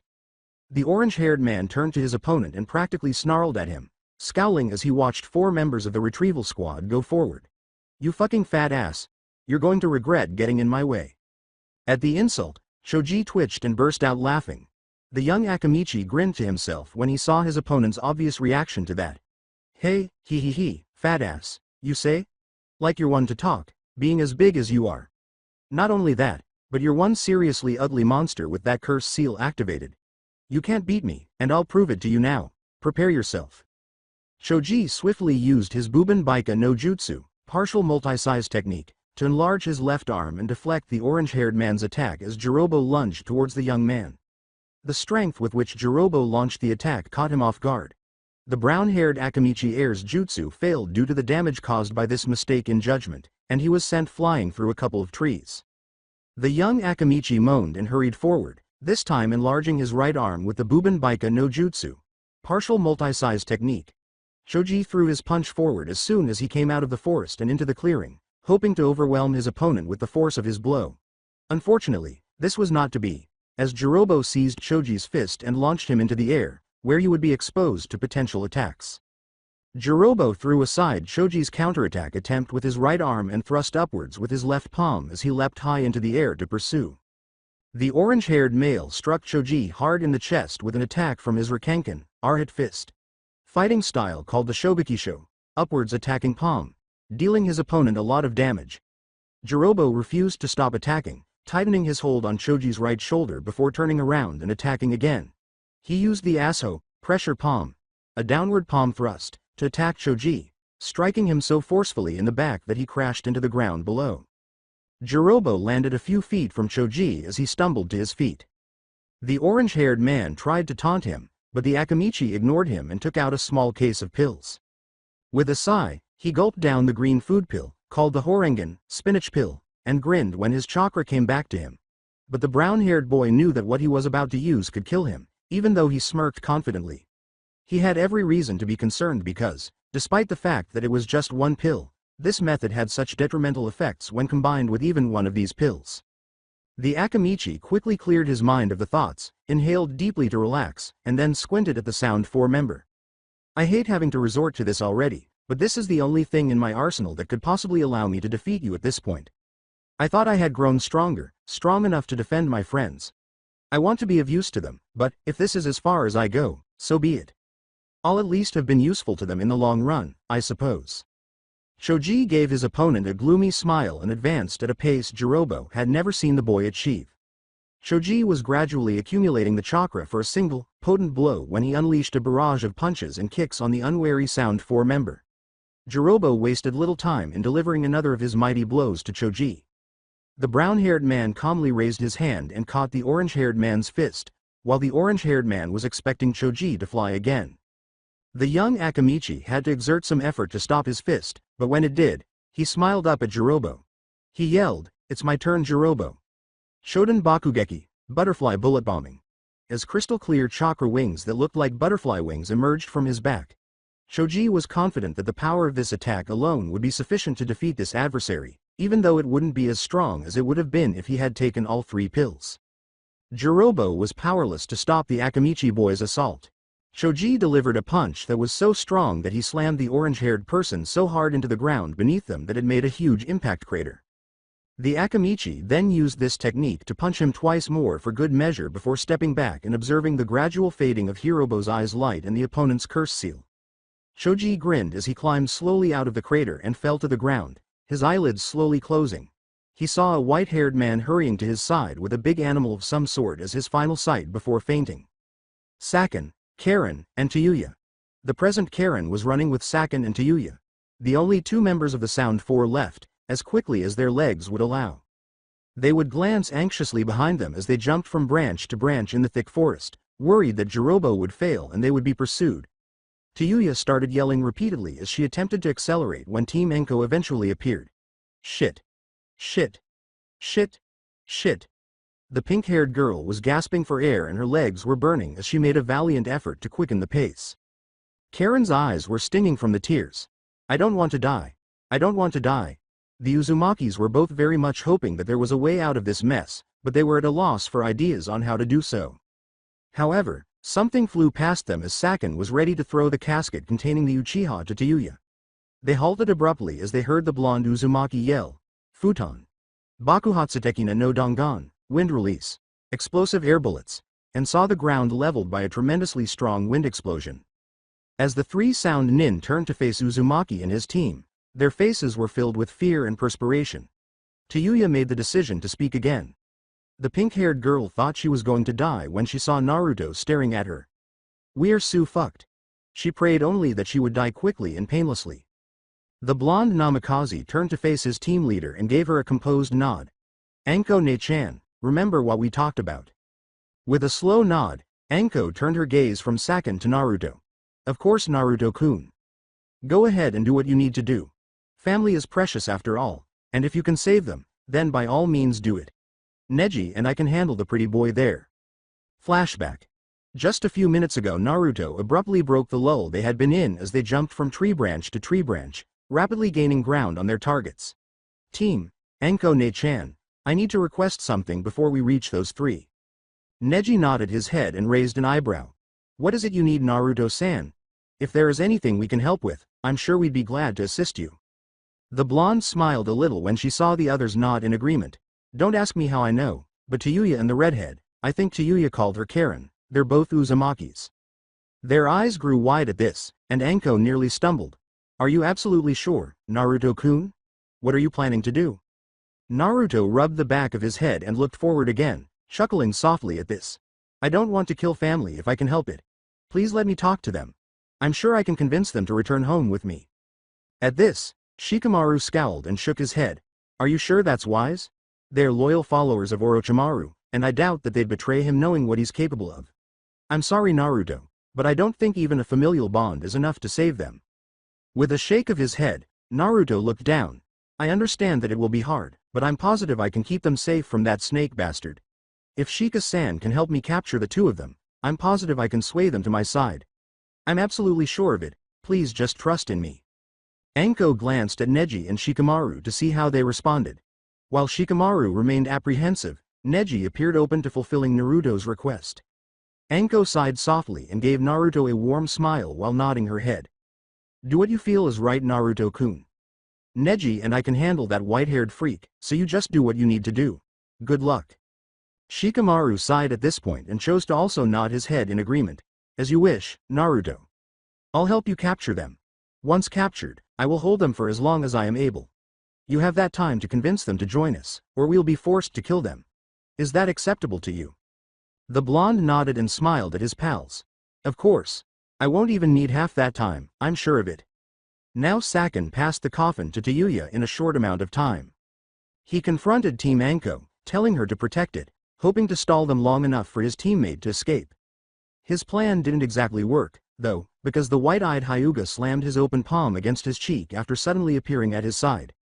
Neji and Enko hurried after the white-haired Sakin as he fell from the trees and plunged swiftly into the canyon below. It was wise to eliminate this opponent so that he would be unable to launch any kind of sneak attack later. Shikamaru and Naruto smiled at the two Uzumaki women as their team leader, and Neji jumped after the Sound 4 leader. Unfortunately, just as it appeared that a battle was about to break out, another adversary showed up, forcing Naruto and his ally to jump back out of danger. Tayuya yelled, "Kei Kimimaro! What the fuck are you doing here?" as soon as she saw the opponent. She was obviously an ally, but judging by her response to his presence, she was not at all at ease in his company. The white-haired person turned away from Naruto and Shikamaru with composure and gazed at the Uzumakis without emotion. The white-haired Kimimaro shook his head and looked over his shoulder at the two adversaries. Orochimaru-sama grew concerned. I won't lie, he was worried that someone called Naruto Uzumaki would interfere again. Based on how long the five of you have been taking, it would appear that this boy did, indeed, interfere. I care not which one this Naruto Uzumaki is. Give the casket to me and then kill these two. If you fail to do so, I will kill you for failing your mission. Before throwing the casket to the former leader of the Sound 5, Tayuya twitched uncontrollably. She let out a trembling breath as she watched him go, then glanced at her two opponents. Karen, stay back. I don't want you getting hurt. I'll do whatever I can to stall these two long enough for Kimimaro to get the Uchiha to Orochimaru-sama. Based on the tone of her voice, it was clear that Tayuya wasn't entirely sure she could postpone these two, or Naruto in particular. She and Karen both found themselves immobile as she attempted to raise her flute to her lips. Tayuya swore under her breath and struggled to escape, but the blonde's appearance in her face caused her to scream out. As the two Uzumaki women gave him a suspicious look, Naruto shook his head and let out a frustrated sigh. Calm down. I know I threatened to take your life before, but I really do just have a proposition of sorts for you. Damn it, just listen. It's obvious that no matter what happens, Orochimaru will have your lives. I'm giving you a way out, a way to live. So will you please just listen? Tayuya and Karen gave Naruto a strange look as his face softened. Tayuya? Maybe we should, listen to him? If he's really family, it might be a good idea. Besides, he may just be our best chance at living a normal life away from Orochimaru's clutches. I don't like living in fear of the guy all the time. Despite her frown, the pink-haired genjutsu user found herself slowly nodding her head without giving it any thought. All right then. Talk. But if we don't like your little deal, I'll find some way to kill you. Got it, you little shithead? At this, Naruto shook his head and laughed. Definitely not used to being called that, but whatever. I live in a nice home back in Konohagakure with good people. I have some really good friends as well. Things aren't exactly perfect in the village right now, and a lot of people hate my guts, but I really don't give a shit, and neither should you. The blonde started to rub at the back of his head and shook it once more. Yeah. Sorry, I'm actually kind of nervous here. I may have discarded the name Uzumaki in favor of my father's name, but I'm still an Uzumaki, You two are the first Uzumakis I've met. I honestly thought our clan was kinda extinct. I don't want to kill you too, and I don't want you just throwing your lives away or anything. Shikamaru shook his head and scowled in the background. I'm releasing them, Naruto. Since they seem to have calmed down for the time being, I'm really just wasting my chakra by holding them in place. You should hurry this conversation up too. The longer we sit here, the further away that Kimimaro person gets. After nodding his head in agreement, Naruto hurriedly pulled Tayuya and Karen into a tight embrace and gave them the closest hug he could. Please, just return with me to my home in Konoha. I can keep you safe as long as you're with me. You could be happy there, I'm sure of it. I don't have time to really say much more, so you're just going to have to place your trust in me, okay? Will you please come with me? Both Tayuya and Karen were flushed from the intimate touch, obviously not anticipating such a loving gesture from a stranger. The pink-haired genjutsu user smirked as he let them go and gave him a light shoulder punch. Don't go hugging me without my permission, shithead. You might be a relative, but I'm not into all that touchy-feely stuff. After giving that a small laugh, Karen nodded her head in Naruto's direction.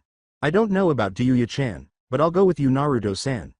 I'm not sure what our exact relation is, but I don't think it really matters. We're family, and it sounds like it might be a nice change. Naruto was about to reply when Tayuya put an arm around Karen's shoulder and drew her in. If Karen says she's going, then I'm going with her. You just make sure to keep us safe, shithead, or I'll make you regret breaking your promise to us. Got it? The blonde nodded his head and laughed. The young Namikaze grinned as his godfather, Jiraiya, entered the room, saying, "No problem there. You'll be very well protected, I'm sure of it. Heia Ero Sennin, perfect timing. Can you please summon a toad to take these two back to my place? I'm sure either Shizune-chan or Ba-chan will be there to let them in. It's better than leaving them here to wait for my return, after all." With a sigh, the white-haired Sannin slowly nodded his head. "Sure thing, brat. Continue with your mission and do what you need to do. You, Shikamaru, go help your team leader. I'll follow after Naruto shortly." After giving a slow nod, the young Nara hurried off to the scene of the fight between Anko, Neji, Sakin, and Yukon. Once he was gone, Naruto turned to face his godfather and gave him a grateful nod. The blonde turned back to his family, bowed his head to them, then smiled and ran off after Kimimaro without saying anything. With a doubtful expression on her face, Tayuya asked, "Hey old man, are you sure it's such a good idea to send only the shithead after Kimimaro? He's fucking powerful and we're all terrified of the bastard." After shrugging his shoulders, Jiraiya called forth a second toad to transport the Uzumaki women to Naruto's location. "I trust my godson to handle this mission. It doesn't matter how powerful this Kimimaro is. My godson terrifies me sometimes. I think if it comes down to it, Naruto will win hands down." Karen looked back at the toad Sannin and gave him a scowl as the toad started to carry them away. "You'd better be right, old man. If he dies, I won't forgive you." Jiraiya reached up and sighed, rubbing the back of his head after Karen and Tayuya had disappeared from view. "Geez, it's like they have no faith in me." Kurenai and Konoha, as fast as her legs would carry her, the Konoha Genjutsu mistress, was racing through the city's streets. Sometimes she would jump to a rooftop and go through the rooftop, but only when she encountered a dense crowd that would be impossible to move through quickly. Why was she so hurried? The beloved sensei of Team 8 was being pursued by a gang of ninja who were after her blood due to a deep wound in her side. Kurenai Yuhi reached the Namikaze estate in a matter of minutes and started beating on the gate as frantically as she could.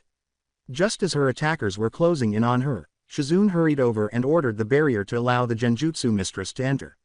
Fortunately, Naruto's barrier held and they were unable to enter the Namikaze estate. Shizune helped Kurenai into the house and placed her on the carpeted floor without giving them any attention. "Kurenai-sensei. What happened to you?" exclaimed Hinata, hurrying to the sensei of Team 8. The Hyuga knelt beside her and started examining her for any additional injuries. Shizune and Tsunade knelt next to the red-eyed woman and started examining her wound. Tsunade started using her medical ninjutsu to perform a medical diagnostic in order to determine the extent of Kurenai's injuries. "Damn. Kurenai, who did this to you? What the hell happened?" she demanded. Wincing at the pain this caused, Kurenai closed her eyes and inhaled deeply. "I was spying on Osuma's group to see what I could learn about them. He's getting out of hand. No, he's already out of hand, and what I learned just confirms it. The situation out there is bad." After giving that a nod, the Godem Hokage started tending to Kurenai's wound.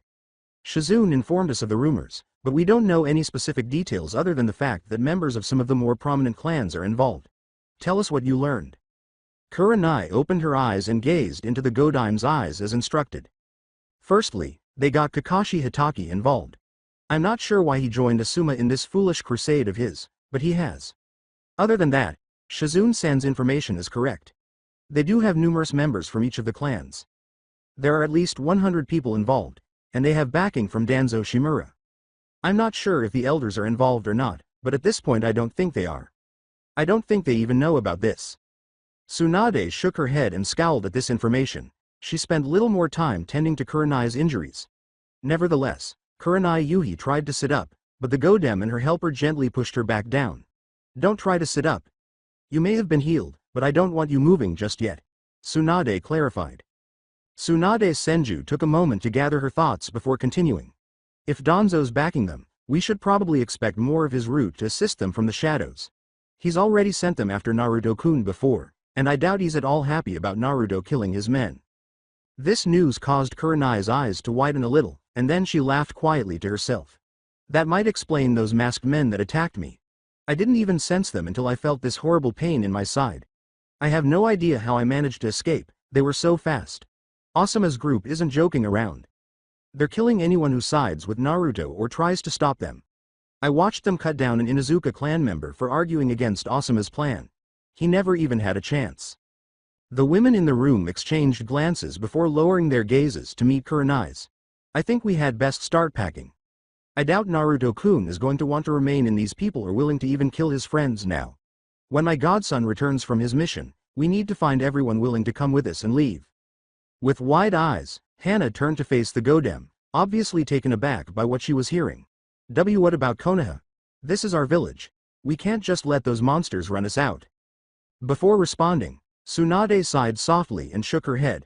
When I agreed to take the position of Godem Hokage, I did it for Naruto-kun. I go where he goes, as will Shizune and Jiraiya. We could likely fight Asuma's group off and kill the lot of them, but that would not help Naruto's cause in any way. At this point, the Godem frowned, looked down, and muttered a curse.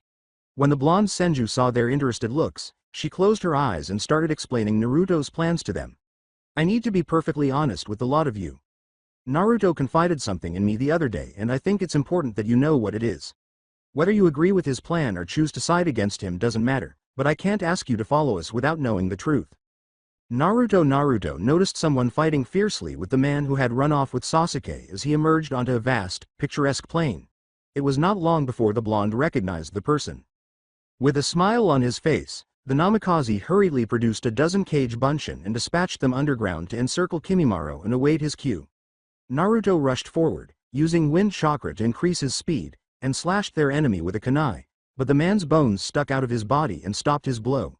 He whispered, "Huh, well, isn't that interesting?" The blonde smiled even wider as he looked to his side at the green-clad ninja. As he dodged Kimimaro's blows, while Rock Lee was on the other side of Kimimaro, Naruto said, "I didn't expect to see you here, Lee. I'm glad you're feeling better. Were you following us by any chance?" As he backflipped to avoid one attack, just before he had to turn and kick a hardened fingerbone out of the air, the eccentric young man known as Rock Lee smiled at his friend and nodded.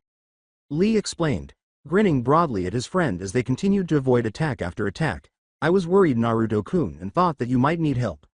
I am glad I followed you, otherwise this villain would have made off with Sasuke already." The blonde Namikaze sent a mental signal to his clones, causing them to jump out and unleash their Rasengans on Kimimaro from all sides just as he was getting ready to launch another attack. Naruto's eyebrow twitched as he saw the man's bones absorb the blows just before destroying all of his clones. Well, that isn't good. I thought for sure a bunch of Rasengans would have done something. Just before the lid flew off, the white-haired man was about to advance with one of his bone swords when the casket started to emit a sort of fog, which made it possible for a shadowed figure to leap from inside and land a short distance behind Kimimaro. The blonde Namikaze glared at the one who had broken out of the casket, growling to himself, "Sasuke." The Uchiha turned back to Naruto and grinned. Sasuke then bounded off in the direction of the Valley of the End in the distance, saying, "Ah, the Dobi came after me after all. Come Dobi, I've been looking forward to fighting you." Kimimaro blocked Naruto's path and tried to skewer the blonde Namikaze as he tried to follow. After Rock Lee kicked the sword away, Naruto congratulated his friend, gave him a shoulder pat, and wished him luck before rushing off to find his former teammate.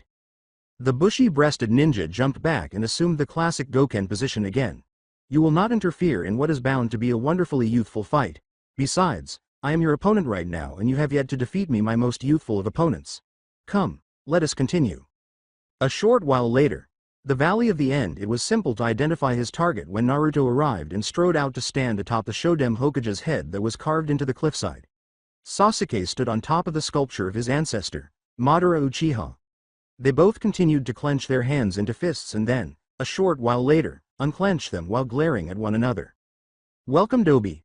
Sasuke yelled at his former teammate, "You have no idea how long I've waited for this. This is the day I kill you."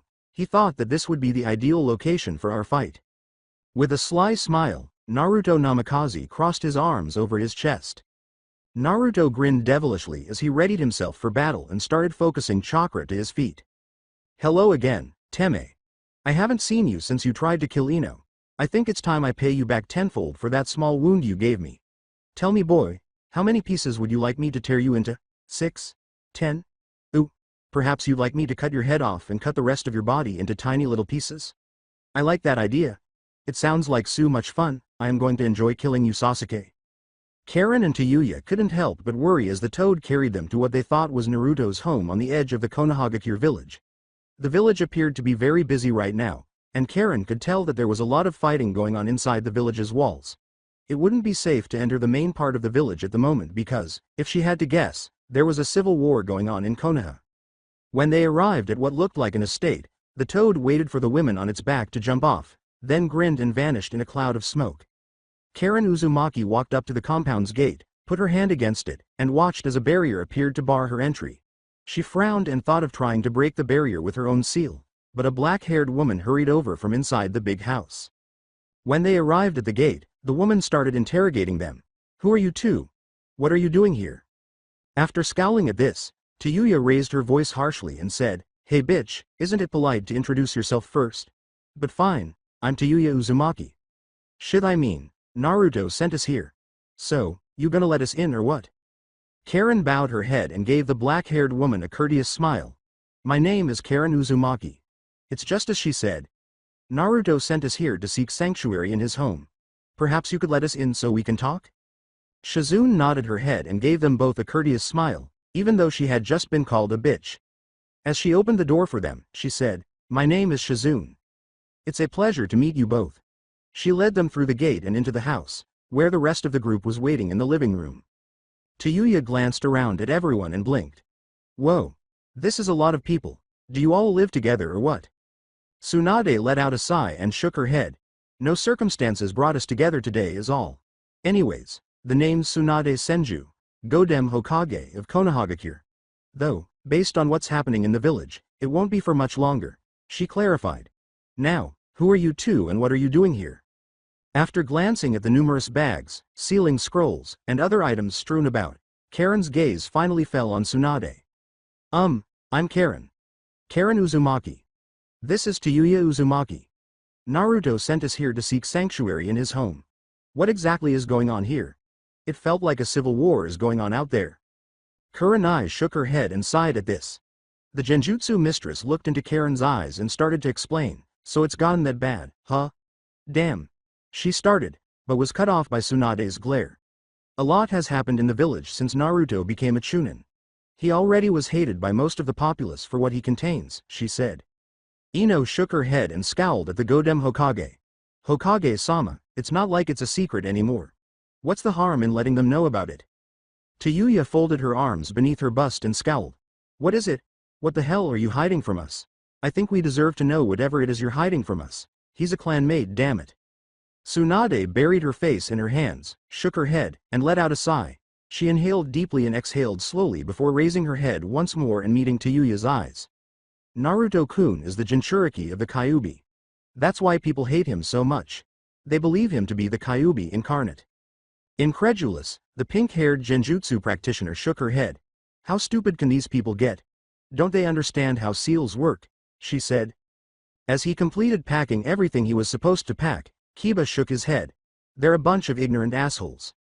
They blame him for everything the Kyubi did 15 years ago. From what I understand, someone spread the information that the Kyubi was sealed within him on the night of his birth, the same night the Kyubi attacked, and the people began calling for his death. They wanted to kill a baby. How sick is that, huh?" Tayuya gritted her teeth and balled her fists in rage, while Karen gasped in surprise. Karen paused to collect her thoughts, then started talking. "That's horrible. But that doesn't explain what's going on out there. You were saying that things got worse when Naruto became a chunin?" With a nod, Shizune carried on Kurenai's work. Naruto was told the truth about his heritage upon making chunin. When he found out the truth and realized that the Sandaime Hokage had been lying to him all his life, Naruto locked himself in his new home, the estate we're in now. She clarified. He apparently remained here for an entire week before leaving with Jiraiya to get Tsunade-sama so she could take over as the Godem Hokage. At this point, Ino made the decision to assume control. While Naruto-kun was gone, the Sandaime Hokage made an announcement to the village. He revealed to everybody in the village that Naruto-kun is the Kyubi Jinchuriki. On top of that, he revealed who his parents were. There were mixed reactions to this announcement. At this, Hana shook her head and sighed. Half of the village continued to deny everything and called for his death, as they usually do. The other half began to regret everything they had done and wanted to make it up to Naruto-kun in any way that they could. Of course, We didn't know at the time that Naruto-kun had changed at the time. Tsunade shook her head and sighed. It's not a bad change really, it's just a change. He isn't taking crap from anybody anymore and he's not afraid to do what needs to be done to complete a mission, even killing an enemy if need be. Naruto-kun's become an exceptional ninja and I'm quite proud of him. However, people can't seem to accept this new Naruto-kun. In fact, they seem to fear him and hate him more than ever. At this, Tayuya scowled and shook her head. She started to shiver as she recalled how scared she was when she first saw Naruto on the battlefield. If they'd just be kind to him, there'd be no reason to fear him. But I have to admit, after seeing what Naruto could do firsthand, I understand why people fear him. He's terrifying. Karen nodded her head and giggled a little. She smiled and said to her cousin, "Oh yeah. Naruto was scary as hell, but he turned out to be a really nice guy in the end, didn't he, Tayuya-chan?" With a slight smile on her face, the flutist nodded her head and let out a sigh. Yeah, he was a pretty nice guy. Definitely a lot better than Orochimaru, that's for sure. She rubbed the area around her neck where the curse seal was and said, "I'm kind of hoping the shithead or the old man can remove this fucking curse seal for me." Tsunade had to ask after blinking at the names she just spat out. Shithead? Old man? Are you talking about Naruto-kun and Jiraiya by any chance? After giving her a single affirmative nod, the pink-haired flutist scowled at her. Yeah. You got a problem with that yaw old hag? Tsunade twitched, ready to choke the little bitch, but Hinata came over and gave Tayuya a forceful slap. She yelled angrily, "Don't call Naruto-kun a shithead. He has a name, use it." Before she could slap the 15-year-old Hyuga back, Tayuya grabbed her wrist from behind and gave Hinata a fierce glare. She noticed her cousin shaking her head at her when she looked over her shoulder. "Why the fuck are you stopping me, Karen? This bitch has it coming." With a sigh, Karen shook her head once more. "They don't understand your crass language, Tayuya. I know you don't mean anything bad by it, but they don't yet. For now, try to refer to them by their names, okay? For me?" The flutist folded her arms across her chest and moaned in exasperation as she freed her wrist and turned her head away from everyone. "Fine. I'm sorry, I won't call him that anymore, okay? I'll play nice," she murmured. "But don't get mad at me if I slip up every now and again, got it?" Tsunade gave her an overly charming smile and nodded in agreement. She focused a great deal of her killing intent on Tayuya, leaving her speechless and making her start to panic. "Good. Just don't call me an old hag again and we'll be just fine," she said sweetly. When she stopped, the girl with the pink hair stumbled a little, then leaned down and put her hands on her knees to catch her breath. The little obnoxious bitch will learn that lesson. Tsunade grinned wickedly as she thought to herself. Karen blinked after a moment, recalling something. We kinda got off topic, but can you continue telling us about what happened that led up to what's going on in the village?" As the group nodded slowly, their eyes widened in realization. Once again Kurenai took over the explanation. Once Naruto returned to the village with Tsunade-sama, people got to see Naruto's change firsthand when he retaliated against Sakura, a girl he used to have a crush on, when she tried to hit him. She abused him all the time and he just took it, so seeing him retaliate against her was shocking for people. On top of that, he shouted out a threat to everyone, telling them that he'd start killing people if they attacked him or tried any more of their usual crap against him. Tayuya remarked, "Hey. Not surprised by that. I mean Naruto is a pretty tough, no-nonsense kinda guy now. I know I wouldn't wanna fuck with him if I was in their shoes." Tsunade shook her head and sighed. It didn't help when Danzo's Root attacked him when he was speaking with Shikamaru Nara. That only further fueled his anger towards the village. At this point, Tenten shook her head and sighed before meeting Tayuya's eyes directly. "What I find odd is the fact that Naruto has seemed to predict everything that was going to happen so far, from what the clan heads were going to do to just how bad things were going to get in the village. I don't know how he's doing it, but I wish I had trusted in him earlier." At this, Karen scowled and tapped her finger to her chin thoughtfully. Perhaps it's a unique Uzumaki clan Kekkei of some sort? If he's able to predict the future like that, then that's the only thing I can think of that would help him to do so, she thought to herself. Kurenai gave a shoulder shrug as well, then started talking again. "Who knows? It could just be that he understands human nature far better than any of us do and knew what to expect," she replied. But the people really began to fear Naruto even more after he threatened them and killed those Root soldiers. If he hadn't been sent out with the rest of Team Anko, they'd probably have attempted to kill him before he could leave the village. With this knowledge, the red-haired Uzumaki scowled and closed her eyes, starting to consider all that she and Tayuya had been told. So that would explain what I sensed when we arrived. It would appear that there are two factions in the village. Those that demonize Naruto and wish him dead, and those that are against such a decision and choose to protect Naruto. Am I correct? Kurenai sighed and nodded. You're correct. My ex-boyfriend, Asuma Sarutobi, is leading the faction that wants to kill Naruto. They view Naruto as a threat to the village and want to get rid of him for one reason or another. Whether they view him as the Kyubi incarnate or if they simply don't like his new attitude, it doesn't matter. They just want him dead. But more than that, there's a group working with that faction with an unknown motive. Danzo Shimura's root. Tsunade shook her head and sighed. Danzo has always wanted to become Hokage, and he views Naruto-kun as nothing more than a weapon to be used, not a person. My best guess is that Danzo is using Asuma's group as cannon fodder to weaken or tire Naruto-kun enough so he can capture him and condition him properly for use in his root program. Once he has what he wants, Danzo will turn on anyone he deems to be a threat to the village and put them down, regardless of whether he's formed an alliance with them or not. Kiba scowled in response and balled his fists. There has to be something we can do. When Naruto returns, he'll be walking straight into the lion's den. He doesn't know what's going on in the village right now. The thought of her beloved Naruto-kun falling into a trap made Hinata's eyes prickle with tears. Please Tsunade-sama, tell us what to do. We have to protect Naruto-kun. With a sigh, Shizune shook her head, preparing to say something. But Tsunade beat her to the punch before she could. With a nod from the Inuzuka veterinarian, Tsunade looked between herself and Kiba and nodded her head as she made up her mind.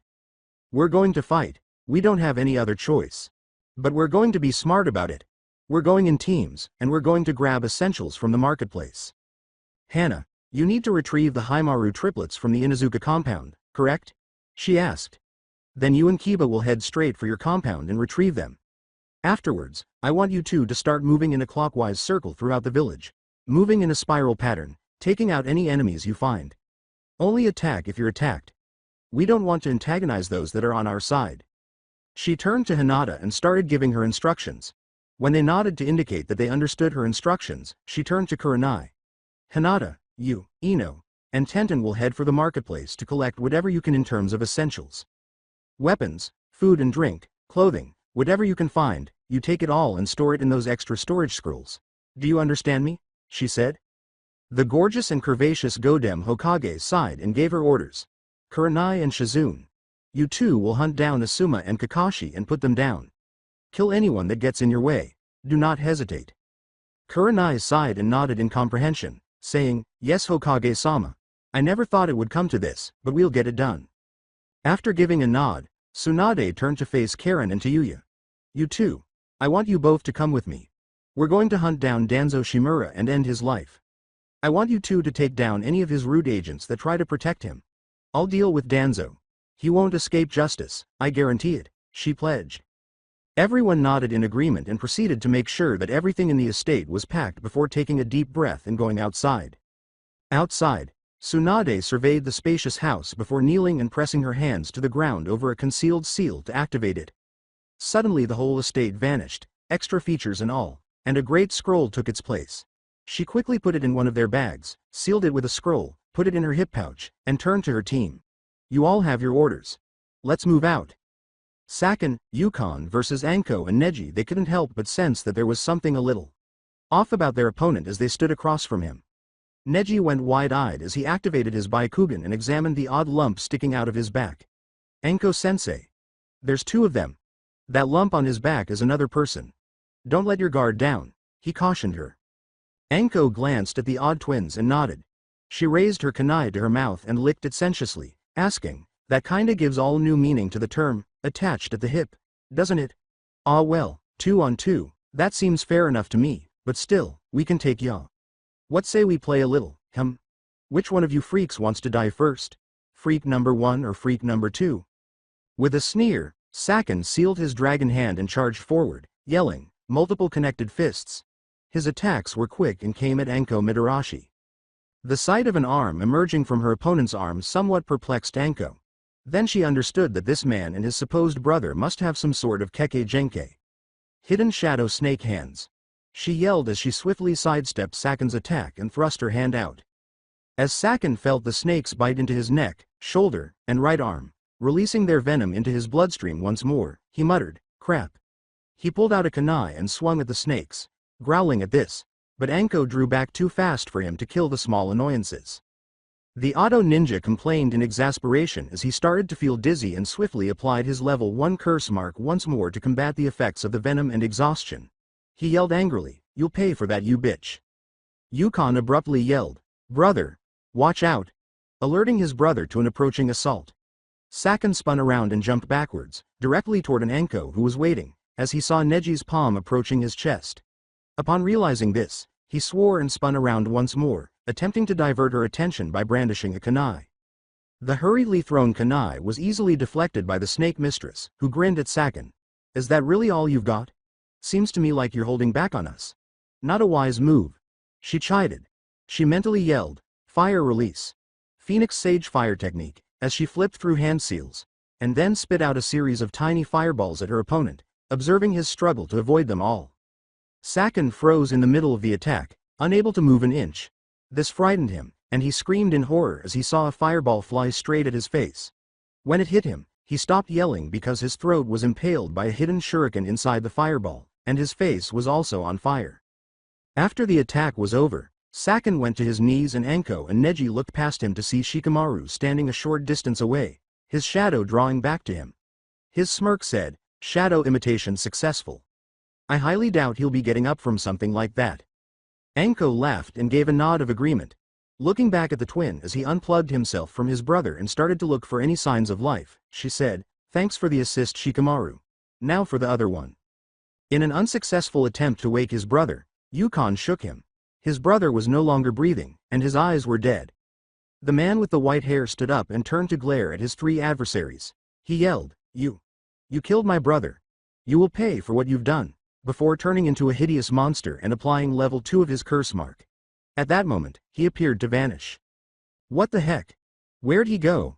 Anko asked, searching the area for their adversary. She turned to see Yukon's head protruding from the Hyuga's body when she heard Neji scream in shock. "Shit. Neji, hold on." Yukon shook his head and laughed, then turned to face the leader of Team Anko. With a perverted smile, he asked, I wouldn't do that if I were you. Anything you do to me will harm him too. You don't want that to happen, now do you?" Shikamaru scowled as he turned to face Yukon and made the decision to try to learn more about this tactic from him in order to better comprehend it and, ideally, devise a strategy to defeat him and save Neji. "This technique you're using, it's part of a Kekkei Genkai, isn't it?" asked the man. The natural oddball nodded his head and laughed ominously. "Very astute of you. This technique of mine is called the Parasite Demon Demolition Technique. With it, I'm able to break down my body and merge with my opponent, where I then proceed to slowly kill my enemy by corroding their cells from the inside out. It's a rather painful death. Nobody has ever escaped this technique before, and none of you will either." Yukon laughed. At this, the Nara heir scowled and paused to reflect. His eyes widened as everything clicked into place, and he glanced at Neji before nodding. "Neji, whatever you do to yourself, it'll happen to him too. Do what must be done if you want to survive this." Neji nodded in comprehension, taking a deep breath and letting it out gradually. As he prepared to stab himself, he reached into his kunai pouch and held it over his stomach. Panicked, Yukon tried to stop Neji, but it was too late. He and Yukon both screamed in pain as the Hyuga prodigy buried his kunai deep in his stomach. Yukon separated from him and started attempting to leave the group because he didn't want to run the risk of dying at the hands of the Hyuga who dared to kill him. It was not to be, though, as Anko moved in and quickly swung her kunai to sever Yukon's head after Shikamaru caught him using his shadow imitation technique. The snake mistress sulked as she watched his head plummet into the neighboring river, glancing briefly at her clothing as though contemplating whether or not to retrieve it. After giving it some thought, she said, "Meh." She turned to Neji and scowled as she approached him, shrugging her shoulders. She shook her head, checked on his injury, and then slung him onto her back, giving him a piggyback ride. Before turning to Shikamaru, she smiled and said, "Better hold on tight, Neji. I'm getting you back to the village pronto before you bleed out on me. Can't have a member of my team dying on our very first mission, now can I? Shika, you're with me. If we run into enemy reinforcements, I'll be counting on you to watch my back for me. Got it?" Shikamaru gave a nod, and they both started to jump off, hurrying back to the village as quickly as possible. The 15-year-old Nara heir frowned as they hopped along and looked back in the direction Naruto had left. Naruto, be careful. Hinata, Tenten, and Ino as they moved through the village toward the marketplace, the three kunoichis stayed in the shadows and tried to be as unobtrusive as they could. Their initial objective was to arrive at Tenten's family's store and stock up on whatever supplies they could find there before heading to the other stores to get regular clothes, food, and drink. A group of shinobi on the prowl had almost spotted them once or twice along the way, but so far they had been fortunate. But as they got closer to the marketplace, they could see that it was a war zone. Both civilian and shinobi bodies were scattered throughout the area. Hinata sighed and shook her head, scouting around with her Byakugan. There's too many of them for us to sneak past. We're going to have to figure something else out, she stated. Tenten let out a sigh and glanced around the corner to observe the bustling market street. 3 ninja, 2 male and 1 female, were standing a short distance away from them, as far as she could see. These 3 seemed to be looking for more Naruto fans to take down based on what they were saying. Fantastic. We would have no trouble passing them if they were on our side. However, didn't they simply have to be with Asuma? Tenten pondered impatiently. It appears that they are all just genin. I'm hoping they're just genin, anyway. Tenten turned to her allies and started whispering. There's 3 of them. If we don't take them down fast, they could call in reinforcements and then we'd be in really big trouble. The element of surprise is on our side here, so we need to make it count. Ino, do you think you could use one of your clan's techniques to make one of them attack the others? It would certainly help, she offered. With a slow nod, the stunning blonde Yamanaka moved past Tenten to get a better look around the corner. She took aim and said softly, mind-body switch technique. Ino's body started to fall apart a moment later, but Hinata caught it in time and placed it gently to avoid making any noise that would reveal their location. In the meantime, Ino's consciousness forced the only female in the group of enemy genin into the back of her own mind. Now that he had the female genin under control, Ino swiftly pulled out a kunai and stabbed the closest male genin in the neck, obstructing his airway and causing him to choke on his own blood. Ino pulled out a handful of shuriken and threw them at the other genin, who retaliated by reaching into his kunai pouch. The genin had to jump out of the way as he threw a couple of kunai at her. Hinata was already on top of the male genin when he landed, thrusting a palm to his chest where his heart was. She watched as their opponent fell to the ground in a heap, sending a chakra pulse into his heart to cause it to explode. Regarding the female genin, Ino held off on controlling it until Tenten came up with a kunai and put it to her neck, at which point she let go and went back to her own body. Tenten cut the last genin's throat so deeply that she started choking on her own blood before she could even scream, and she too fell to the ground, dead. After everything was finished, Ino and Hinata were shocked by what they had accomplished. The two of them turned away, stooped with their hands on their knees, and started to throw up, their pupils dilation and eyes wide with horror. Tenten paused to watch this, then let out a deep sigh. This is not good. She reflected. I was certain they would have had their first kills by now. The 16-year-old genin approached Ino and combed her hair back before she spoke. Ino, there's no time for this. Normally I'd try to help you by talking you through your first kill, but right now there's just no time. It's a kill or be killed situation in the village right now and these likely aren't the first kills we'll have to make. So buck up and let's get moving. We have a job to do.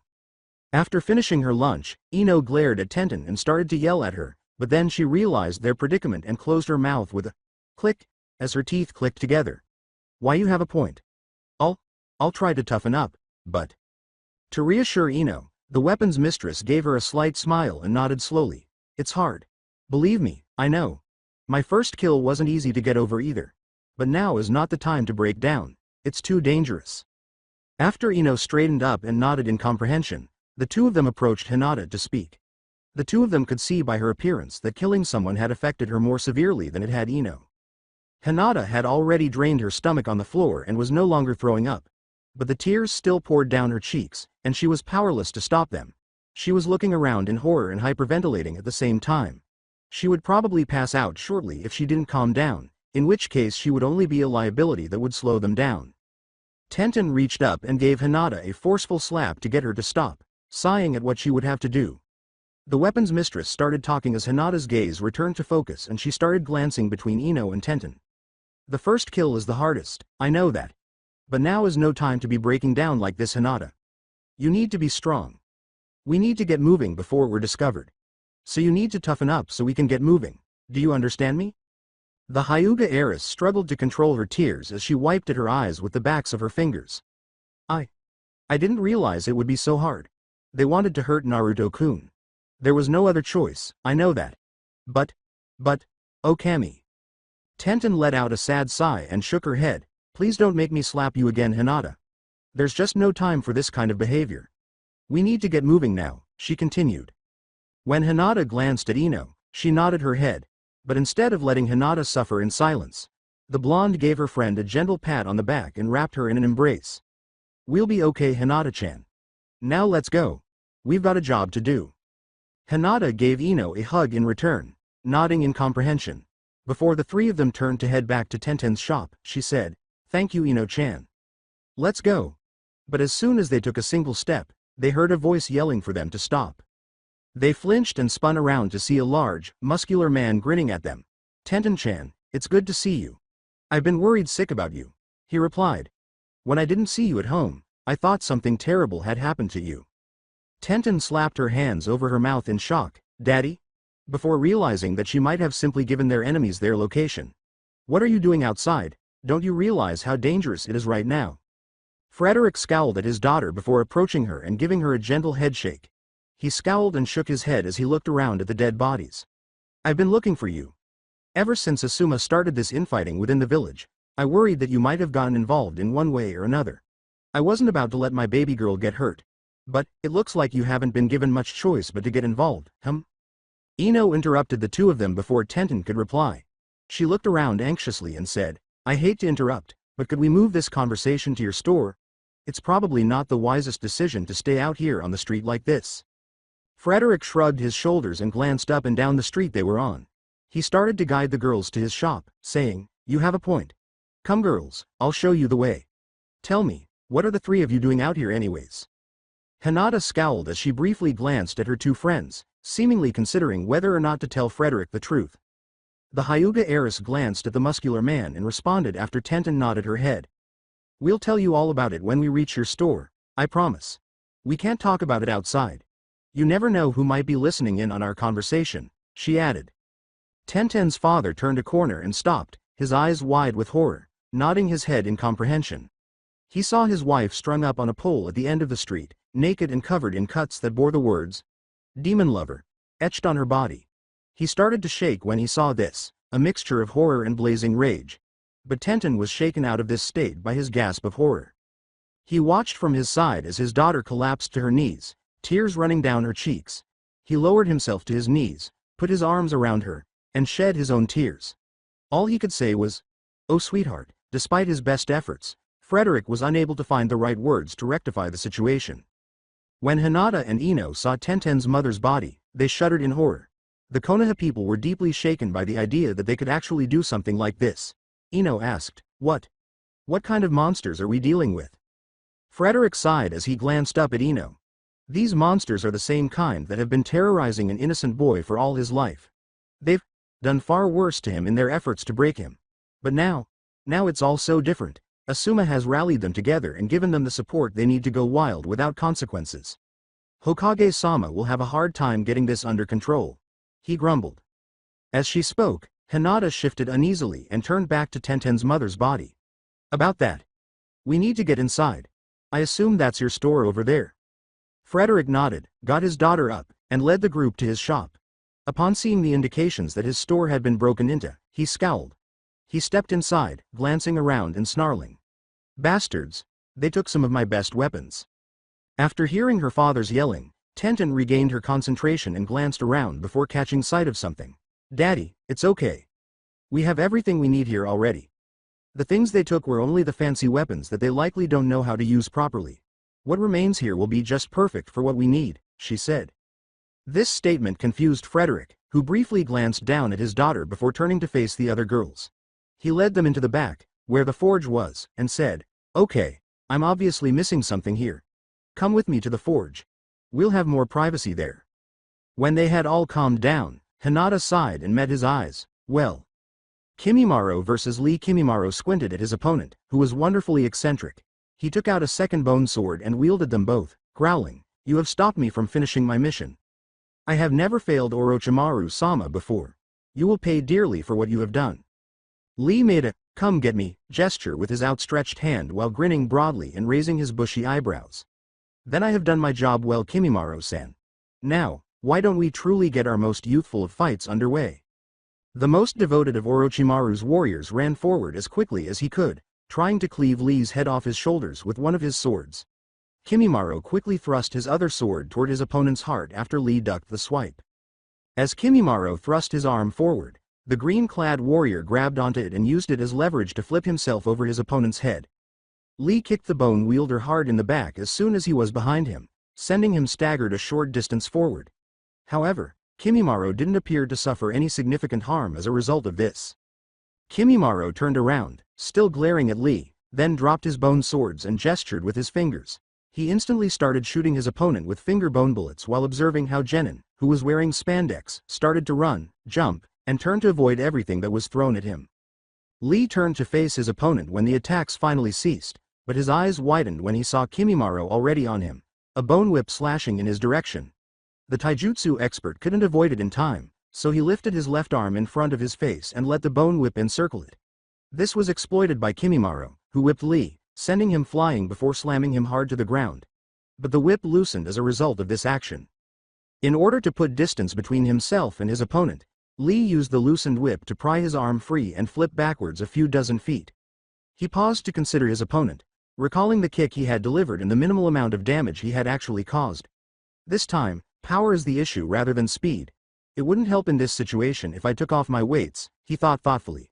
If I want to actually harm him, I might need to activate the first two gates. Lee was about to do that when several senbon needles erupted from the surrounding forest and hit Kimimaro in the back.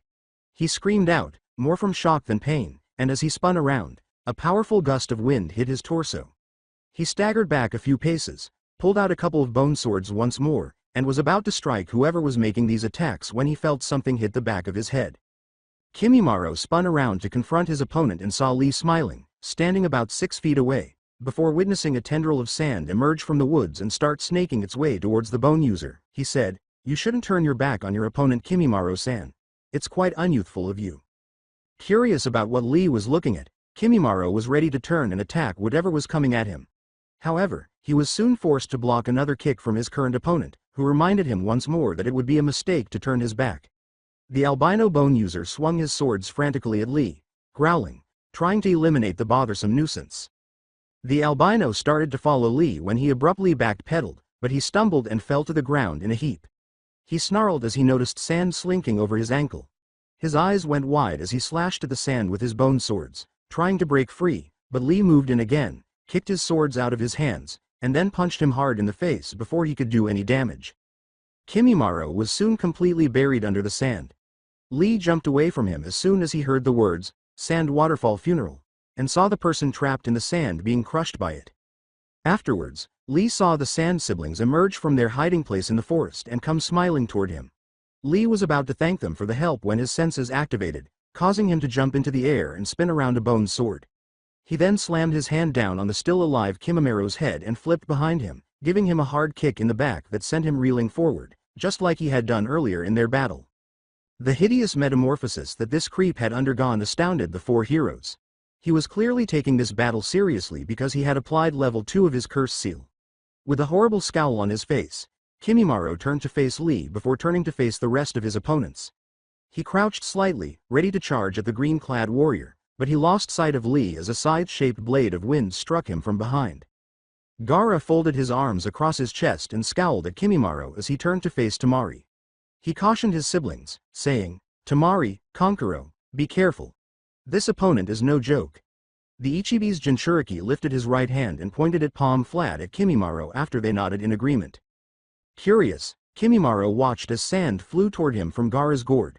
As he charged at the younger redhead, determined to skewer the little bastard, he angrily remarked, "So you're the one. I'll enjoy killing you." When Gaara's attempt to seize Kimimaro with his sand failed, he slammed his palms to the ground and yelled, "Quicksand burial," as a pit of quicksand materialized beneath the charging Kimimaro, rapidly drawing him underground. Kimimaro struggled viciously against the technique, glaring at Gaara and hurling curses at him as he sank further. When he had to raise a defense against a hail of kunai, he started to shoot finger bullets at the sand user, but was stopped. Kimimaro could see that they were covered in poison as he watched them fall into the quicksand next to him. After giving Kimimaro a sly smile, Tamari swung her iron fan, launching 3 enormous wind blades in the direction of their adversary. She teached and tried to come up with another attack strategy when he raised a bone defense once more to defend himself. However, Gaara continued his attack after Kimimaro was sucked beneath the earth after a few short moments. He put his hands down once more and said, "Prison sand burial." This method used the pressure of being drawn deeper and deeper into the earth to crush the albino's bones into powder. That was the plan, anyway. Gaara sensed that Kimimaro was defending himself against this assault, and his bones were as strong as iron. The other 3 looked on, not knowing how they could assist Gaara as he poured even more chakra into his technique. They assumed Gaara must have finally killed their opponent when he finally stopped and stepped back, panting from exertion. As they approached him, he exclaimed, "Stay back, he's not dead yet," which startled them. "How is he not dead? I thought you killed him," exclaimed Tamari, gasping. Shaking his head, Gaara gazed down at the quicksand, keeping an eye out for any unexpected movement. "I managed to crush his arms, legs, and his spine, but that was it. Whoever this person is, he's strong. If he's still able to get up and move after this, then not only will it be a miracle, but I'm not sure if I can do anything to stop him," he admitted with shame. They assumed that he had fainted from the agony and was going to die down there after waiting for a while without anything happening. But after a moment, a whole forest of bones started to emerge where they were standing, forcing them all to start jumping away. They were all astounded by the size of the bone forest when the procedure was finally finished. Kankuro's eyes were wide as he said, "That was way too close." Lee squinted as he looked far into the bone forest, searching for any indication of their enemy. "I think that was his last-ditch effort in order to try and take us down with him. A most unyouthful attack, but it's one that Orochimaru's henchmen would think of for sure," he said in an uncommon moment of seriousness. Tamari gave a thoughtful nod. "I have to agree with Lee. If our opponent could move with a broken spine, he would have come and attacked us by now while we were talking. But, just to be safe, do you think you could sense for him using your sand Gaara?" Gaara nodded and started to sympathize with Kimimaro. He waited for a while before opening his eyes and grinning at his team. "He's dead. It would seem he died on his own somehow. My attack had nothing to do with it." After giving it some thought, Kankuro said, "Do you think my poisoned senbon did the trick?" Tamari sighed and shook her head. "No, I don't think that's it. When he transformed, he seemed perfectly fine. If I had to guess, I'd say he had a terminal illness or something along those lines that finally killed him. We just got lucky." They all jumped from shock when a voice behind them said, "Damn right you got lucky. But you did put up a good fight and I'm proud of you for it. Lee, I saw your fight before these 3 arrived. Great job. As for you 3, I'll be sure to put in a good word for you with Suna when I get the chance. Good job." They were shocked to see Master Jiraiya standing there when they turned to confront the person who had unexpectedly approached them. Surprised, Tamari yelled, "Jiraiya-sama, what are you doing here?" Gazing down at the group of teenagers, Jiraiya smiled at them. "My godson asked me to follow his team on this mission. He had a feeling things were going to get bad and wanted to be sure someone was here to make things right should anything go wrong," he elaborated. At this, Tamari frowned up at Jiraiya and pointed accusingly in his face. "You mean you were watching the whole time and didn't step in to help us? What the hell?" The toad Sanin laughed at this and gave her a childlike pat on the head. "I would have intervened if the fight had appeared to be getting out of control at any point, but you 4 handled it well. I was really impressed with all of you." Now, Jiraiya, sensing that he had their attention, called forth a rather large toad and gestured toward it. "Hop on and Gamaken here will take you back to Konoha. I'm not sure what's going on back there right now, so be prepared for anything. If the situation looks bad, find Tsunade. She'll know what to do," he said. Lee jumped on the big toad as soon as he was told to. In contrast, the Sand siblings frowned as they observed Jiraiya. As the siblings' spokesperson, Tamari questioned, "What do you mean by that, Jiraiya-sama? Is something going on back in Konoha that we don't know about?" With a disappointed sigh, Jiraiya shook his head. "Sarutobi-sensei has disappeared. We don't know where he is. On top of that, shortly after he disappeared, his son, Asuma, began to rally together those against Naruto, and it's been gradually getting worse from that point on. And to top all of that off, Danzo Shimura, the Sandame's old rival for the position of Hokage, has begun to make his move on Naruto as well. So, with all that's been going on lately, I'm really not sure what kind of state you'll find the village in when you get there. It might actually be safer for you 3 to just head on back to Suna." Before Kankuro could respond, Gaara shook his head and said something. Before getting on the toad beside Lee, he declared, "We're going to Konoha. If there's a threat to Naruto, then we're going to put a stop to it. Come Tamari, Kankuro, we're leaving."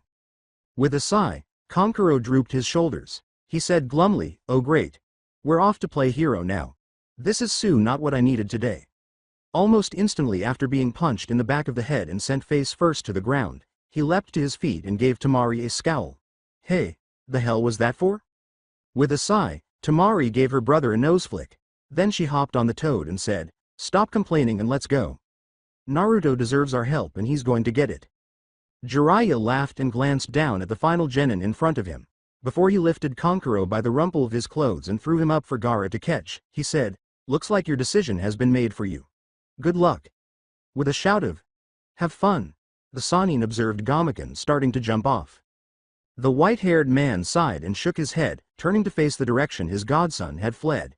He started running off in the direction of the Valley of the End after saying, "Even though I know you're going to win, I can't help but worry about you, kid.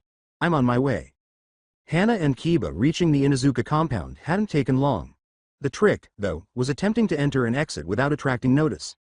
They were still very much in danger from their own mother, Sume, after all. They were unsure if they could prevail in a fight if she discovered them, especially given Hana's current disability. This would be so much simpler if their ninja hounds and clanmates didn't have such keen senses of smell. But for now, all they could hope for was that their fellow Inuzukas would let them pass without a fuss and weren't trying to harm them. With a sigh, Hana met her brother's gaze. "Kiba, stay close and follow me. No matter what happens, remain calm and let me do the talking if we're approached. Do you understand me?" she inquired. After giving a slow nod, Kiba trailed behind his sister into the compound. They came upon something incredibly abnormal as they strolled along. Hardly anyone was in the area. The few ninja hounds and people they did see merely waved and smiled at them as if it were okay for them to be in the compound at this time. "Kiba, you don't think our clansmen got involved in the war out there, do you?" Hana said in a whisper as she looked down at her brother. Kiba slowly nodded his head while clenching his fists. "Definitely, and I'm sure that they're split between the two sides as well. Our clansmen are likely out there killing each other instead of trying to put an end to this war." They both heard, "You'd be right about that, pup." The pair recognized the voice and turned to face Sume, who was obstructed by her ninja hound, Kuromaru. The Haimaru triplets were waiting for their master, Hana, at the clan head's house a short distance behind her.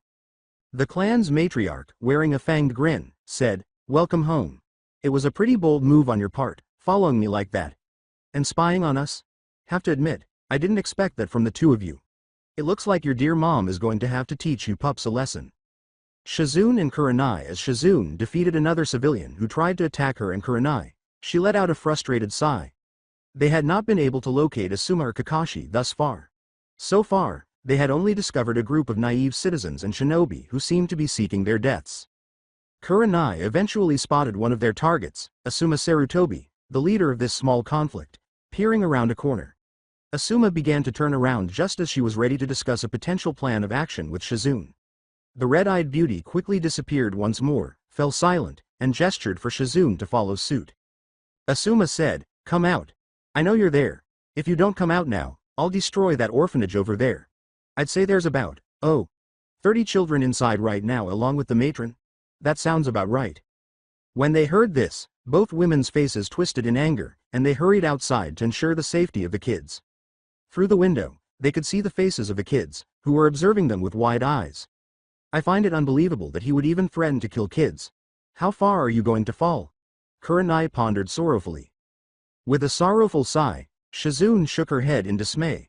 "You're truly a disappointment as not just a shinobi, but as a person as well." Asuma Sarutobi. With a sadistic smirk, Asuma raised his trench knives. Upon closer inspection, the two kunoichi noticed that they were blood-stained. "Do you really think I care what you think? Tell me, woman, why did you come here?" Kurenai pulled a kunai from the pouch fastened to her right thigh while squinting at Asuma. "We're here to kill you, Asuma. You've already caused enough harm and it's time to end this rampage you've caused, starting with you." For a while, Asuma raised his hand to his forehead and burst out laughing. Finally calming down, he stumbled forward and ran in Shizune's direction. "How amusing. To think that she sent the two of you to kill me. Fine then, come at me, you stupid bitches." To Yuya, Karen, and Tsunade. With a sigh, Tsunade recognized the precise location of their group's sensor, which led her to the Hokage's office. In the village, She had asked Karen to sense out the strongest chakra signatures she could find, and one of the largest was sitting behind the Hokage's desk in his office right now. The three of them ventured upstairs to the office doors after entering the Hokage tower. The doors suddenly flew off their hinges in the direction of the man seated behind her desk after the Godem Hokage punched them. She glared at the bandaged man standing off to the side near the photos of the previous Hokages when he jumped out of the way and her desk, chair, and doors flew out of the Hokage tower. Then she growled, "Danzo." With a twisted smile, he taunted, "Ah, well if it isn't Tsunade, the former Hokage. I see you've come to witness my rise to glory. I should have you executed for attempting to kill me like that, but I'll forgive you just this once. On one condition, of course. You bow down to me and accept me as the new Hokage of Konohagakure, and I'll allow you to leave this village alive with an entourage of your own choosing. But from this point forth, you and your ilk are not allowed in my village, Tsunade." Karen frowned as she took a step forward. "Excuse me? You weren't appointed Hokage of Konohagakure? Tsunade-sama is still the Godem Hokage and her word is law here. What you're doing is called treason and she can have you executed for it. So why? Why do this at all if you know that?" Danzo frowned at the Uzumaki girl and narrowed his eyes. "The people of Konoha accept me as their new Hokage almost unanimously now. They're tired of Tsunade's favoring of our village's weapon. From now on, I'm the one who decides what happens in this village and I'm the one that decides that weapon's fate. When he returns, I'll..." Danzo had to avoid a punch from Tsunade before he could finish. He didn't anticipate that the force of her blow would cause the floor they were standing on to shatter or the tower as a whole to start collapsing. Through the broken window, Tayuya, Karen, and Tsunade leapt out of the tower and ran down the side until they could safely jump to safety, landing on the streets below. Danzo, meanwhile, began to feel lightheaded and began to wobble. He had been confused by an odd sound that had echoed through the room just before the three kunoichi had leapt through the open window. Danzo slipped and screamed as he fell with the tower after attempting to channel his chakra to his legs and feet so he could jump out of the window and land on the ground below. Below, Tayuya smirked as she twirled her flute in her hands after the tower collapsed and fell on top of Danzo. She boastfully remarked, "And that takes care of that fucker.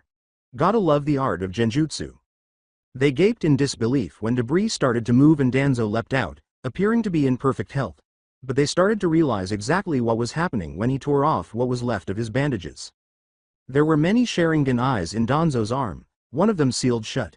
In his eye socket was another Sharingan eye. On Danzo's upper arm, Tsunade finally recognized her grandfather Hashirama Senju's face. You're an abomination. The sickest kind of human. You're just a damn monster. How dare you defile the dead in such a way?" Tsunade yelled, glaring at him. Before calling his route to him, the elderly man calmly regarded the three kunoichi in front of him and dismissed himself.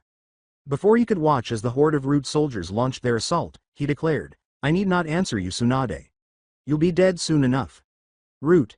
Silence these fools once and for all." Tayuya scowled at this, looked around, and shook her head. Before she raised her flute to her lips, he said uneasily, "There's a bunch of him. More than I thought there'd be." Before she started playing, she yelled, "But numbers don't matter when you're up against skill. Come, my Doki," and called upon her powerful Doki to start battling the root on her behalf. Meanwhile, Karen started fending off her adversaries with her adamantine attacking chains. Additionally, she was drawing seals on a number of seal tags she owned while keeping them occupied with her chains. Karen threw her seals into the crowd of root soldiers as soon as she was done drawing them. She yelled, "Mass explosion seal. Release," and saw a massive explosion occur, instantly killing every root member nearby. The drawback of this was that it caused Karen, Tayuya, and Tsunade to collide quite forcefully with a few buildings.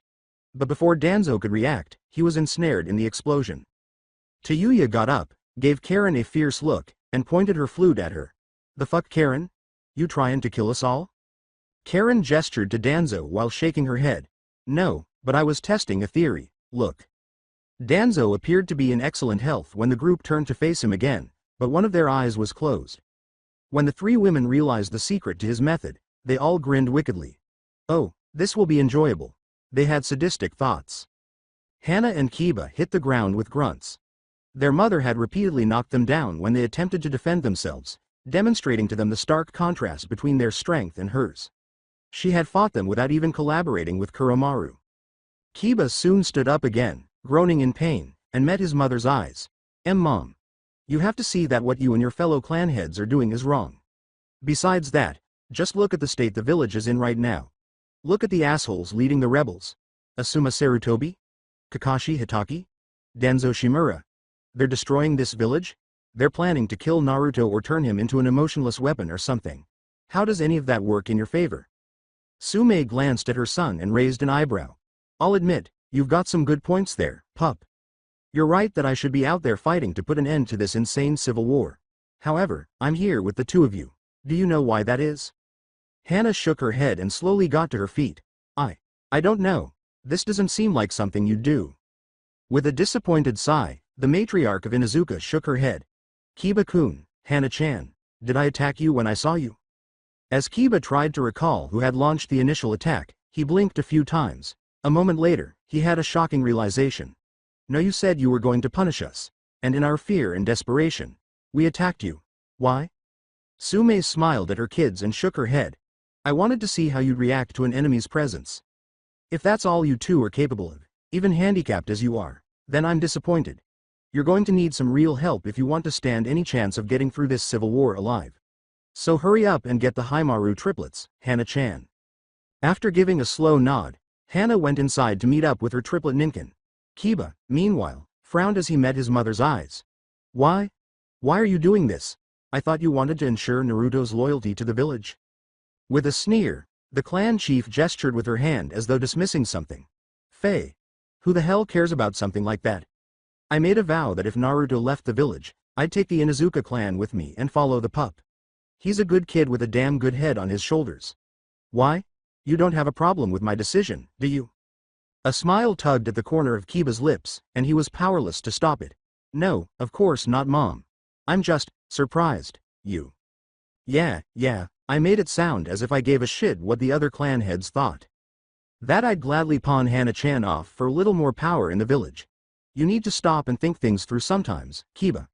Now, let's hurry up and get our things packed. The majority of the Inuzuka clan is out there killing themselves in this stupid infighting. Those who remained here are the ones we're bringing with us when we leave the village. For now though, we should follow whatever plan the fifth came up with. Want to fill your mother in, pup? Kiba gave his mother a nod and started outlining the overall strategy.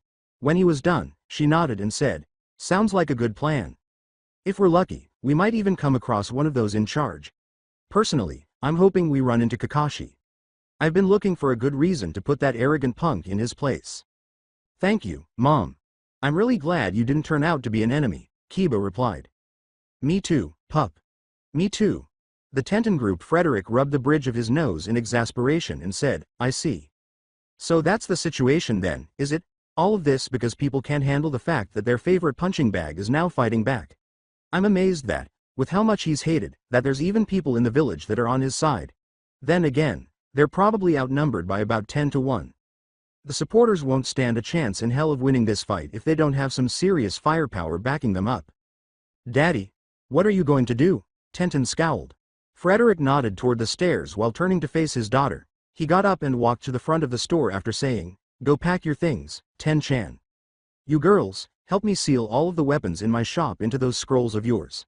I refuse to let these people get their hands on any more of my masterworks. Tenten gave the girls a nod and said, do it. Hurry. Then, following her father's instructions, she left to pack her belongings. Tenten's father was soon joined by Hinata and Ino in the storefront, where they assisted him in sealing one weapon after another into a few scrolls. Sir? Ino asked him as they were doing this, you never said what you, specifically, were going to do. Frederick gave the two young women a quick glance before going back to work. I'm going to fight. I may not be a shinobi anymore, but I can still handle myself in a fight just fine. I refuse to let my wife's murder go unpunished. So, if it helps you girls and that Naruto boy in any way, I'll join the fight as one of his supporters and kill as many of those sons of bitches as it takes. At this, Hinata yelled, no, you can't. You'll die if you try to fight them by yourself, with wide eyes. With a shrug, Frederick turned to face his wife, who was hanging outside the store. Probably, but sometimes, you have to put what's right ahead of your own life. Doing the right thing is never easy, but it's worth it in the end. So, if my sacrifice can help in any way, even if it's just buying you girls a little time to take absolutely everything you can get your hands on, then I'll do it. As she entered the room, Tenten cried out, you can't, Daddy, I don't want to lose you too, please don't do this. The tall, Muscular man approached his daughter and gave her a gentle head pat. Sweetie, you and your mother mean the world to me. That's why I need to fight. I'm fighting for you and your well-being, Ten-chan. Even if I die, I want you to live on and be happy. Preferably away from Konoha. This village is going to the grave very fast and very soon. It likely won't ever truly recover from this situation. So I'm going to buy time for you and your allies to escape. I love you, my dear Ten-chan, he said, gently kissing her forehead in an affectionate kiss. Frederick grabbed one of the few weapons left, a Dao sword that appeared to glow in the dim light that filtered through the store's darkness, before Tenten could object. He took a moment to consider it, then nodded his head and turned back to Tenten. Then he left the store to go join the fight, saying, I love you, sweetheart. Tenten attempted to run after him, but she was restrained by Ino and Hinata. Her cry was, let go of me. I have to stop him, as she struggled to escape their hold. Hinata gave a headshake. Don't let his sacrifice be in vain. We need to make the most of this opportunity to take what we need from the village and flee to the rendezvous point outside the village. Please, don't throw your life away too, Tenten. Sobbing into her hands, the brunette fell to her knees. Daddy, Mommy. Why? Ino scowled and gave Tenten a firm embrace. I don't know, Tenten. I really don't. People can be so cruel, and I don't even know why. They're sick and demented, and really fucking twisted. The best thing we can do now is do exactly as your father said we should do. Use this time to take everything we can and flee. Putting a hand on Tenten's shoulder, Hinata said, I know this may sound harsh, but it's just like you told us, Tenten. There's no time to break down and lose our focus. You're going to need to suck it up and fight on. Don't let their actions be in vain. Tenten gazed up at Hinata slowly, unsure of how to interpret her words. She felt like slapping Hinata for telling her to just accept it that way. On the other hand, she realized that her statement was accurate. She simply had to accept it and return to her work. Therefore, she nodded, got up, and took command once more. All right. We've got everything sealed away here that we can get. I'm packed and ready to go as well. Ino, Hinata, do we need to go to your homes and get your things as well, or do you think it's too risky? After a brief exchange of glances, Ino and Hinata turned back to Tenten and shook their heads unfavorably. No, our fathers are our enemies and it's far too risky to try and sneak into our compounds to get our things. I hate it, because I have things I'd really like to take with me, such as photos of my mother. But we just can't risk it, Hinata replied. Ino took a deep breath and replied, I don't really have anything that I really need or want to take with me, so it's easier for me to just say, fuck it, to all of it. I'd prefer to just get going and continue with our mission. Tenten gave a sympathetic nod, then peered out the storefront windows. All right.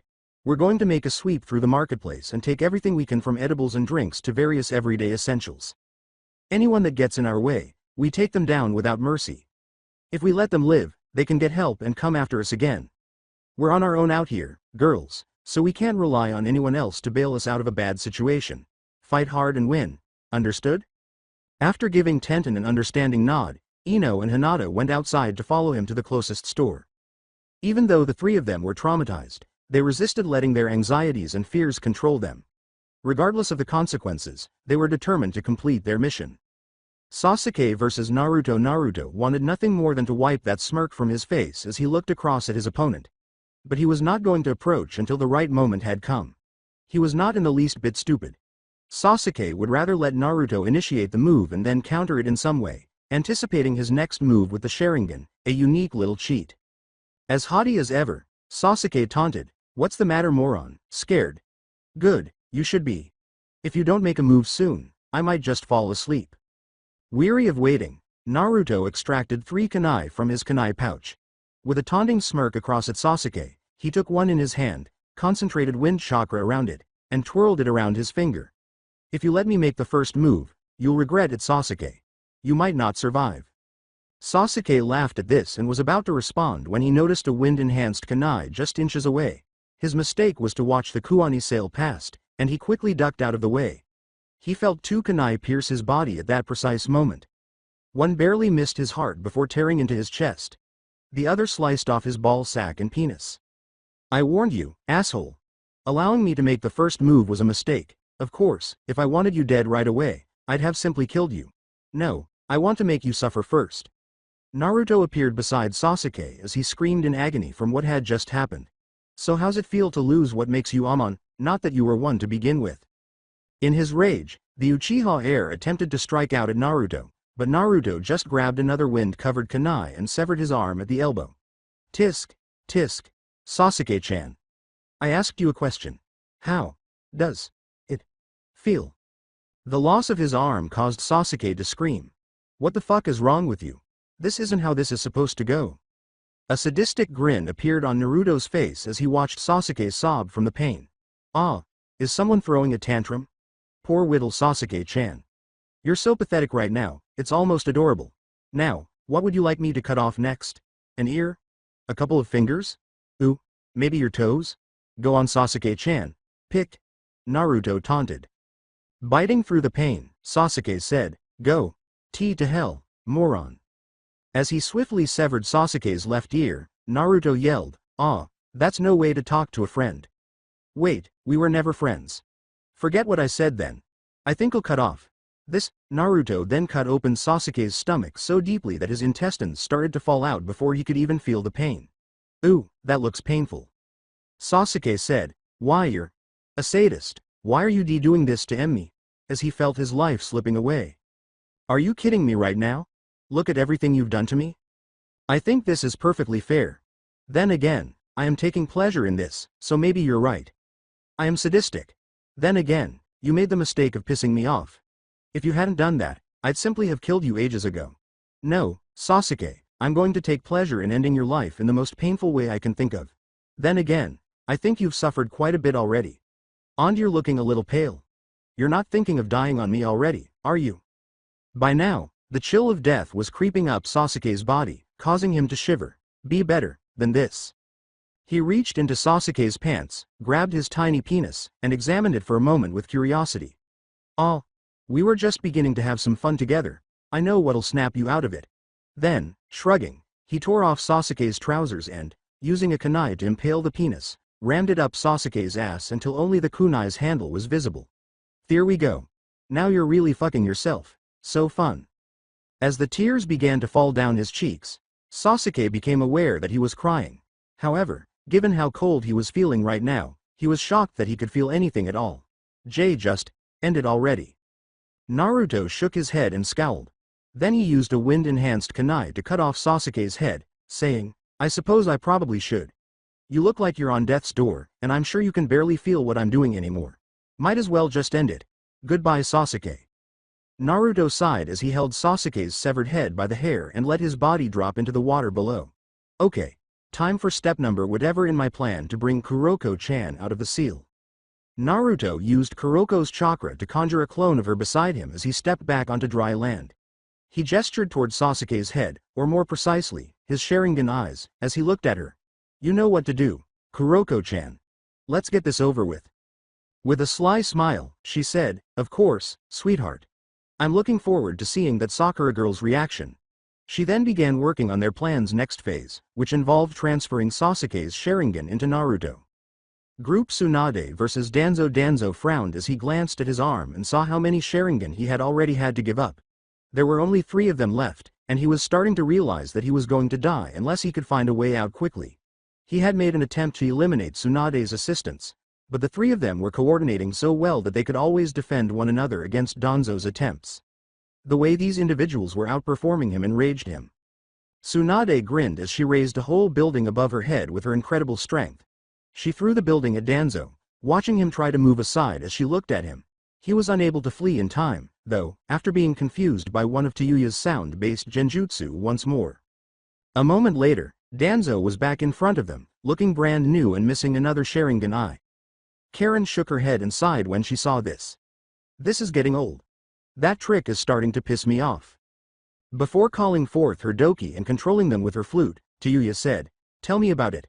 She then gave them different instructions on when and how to attack.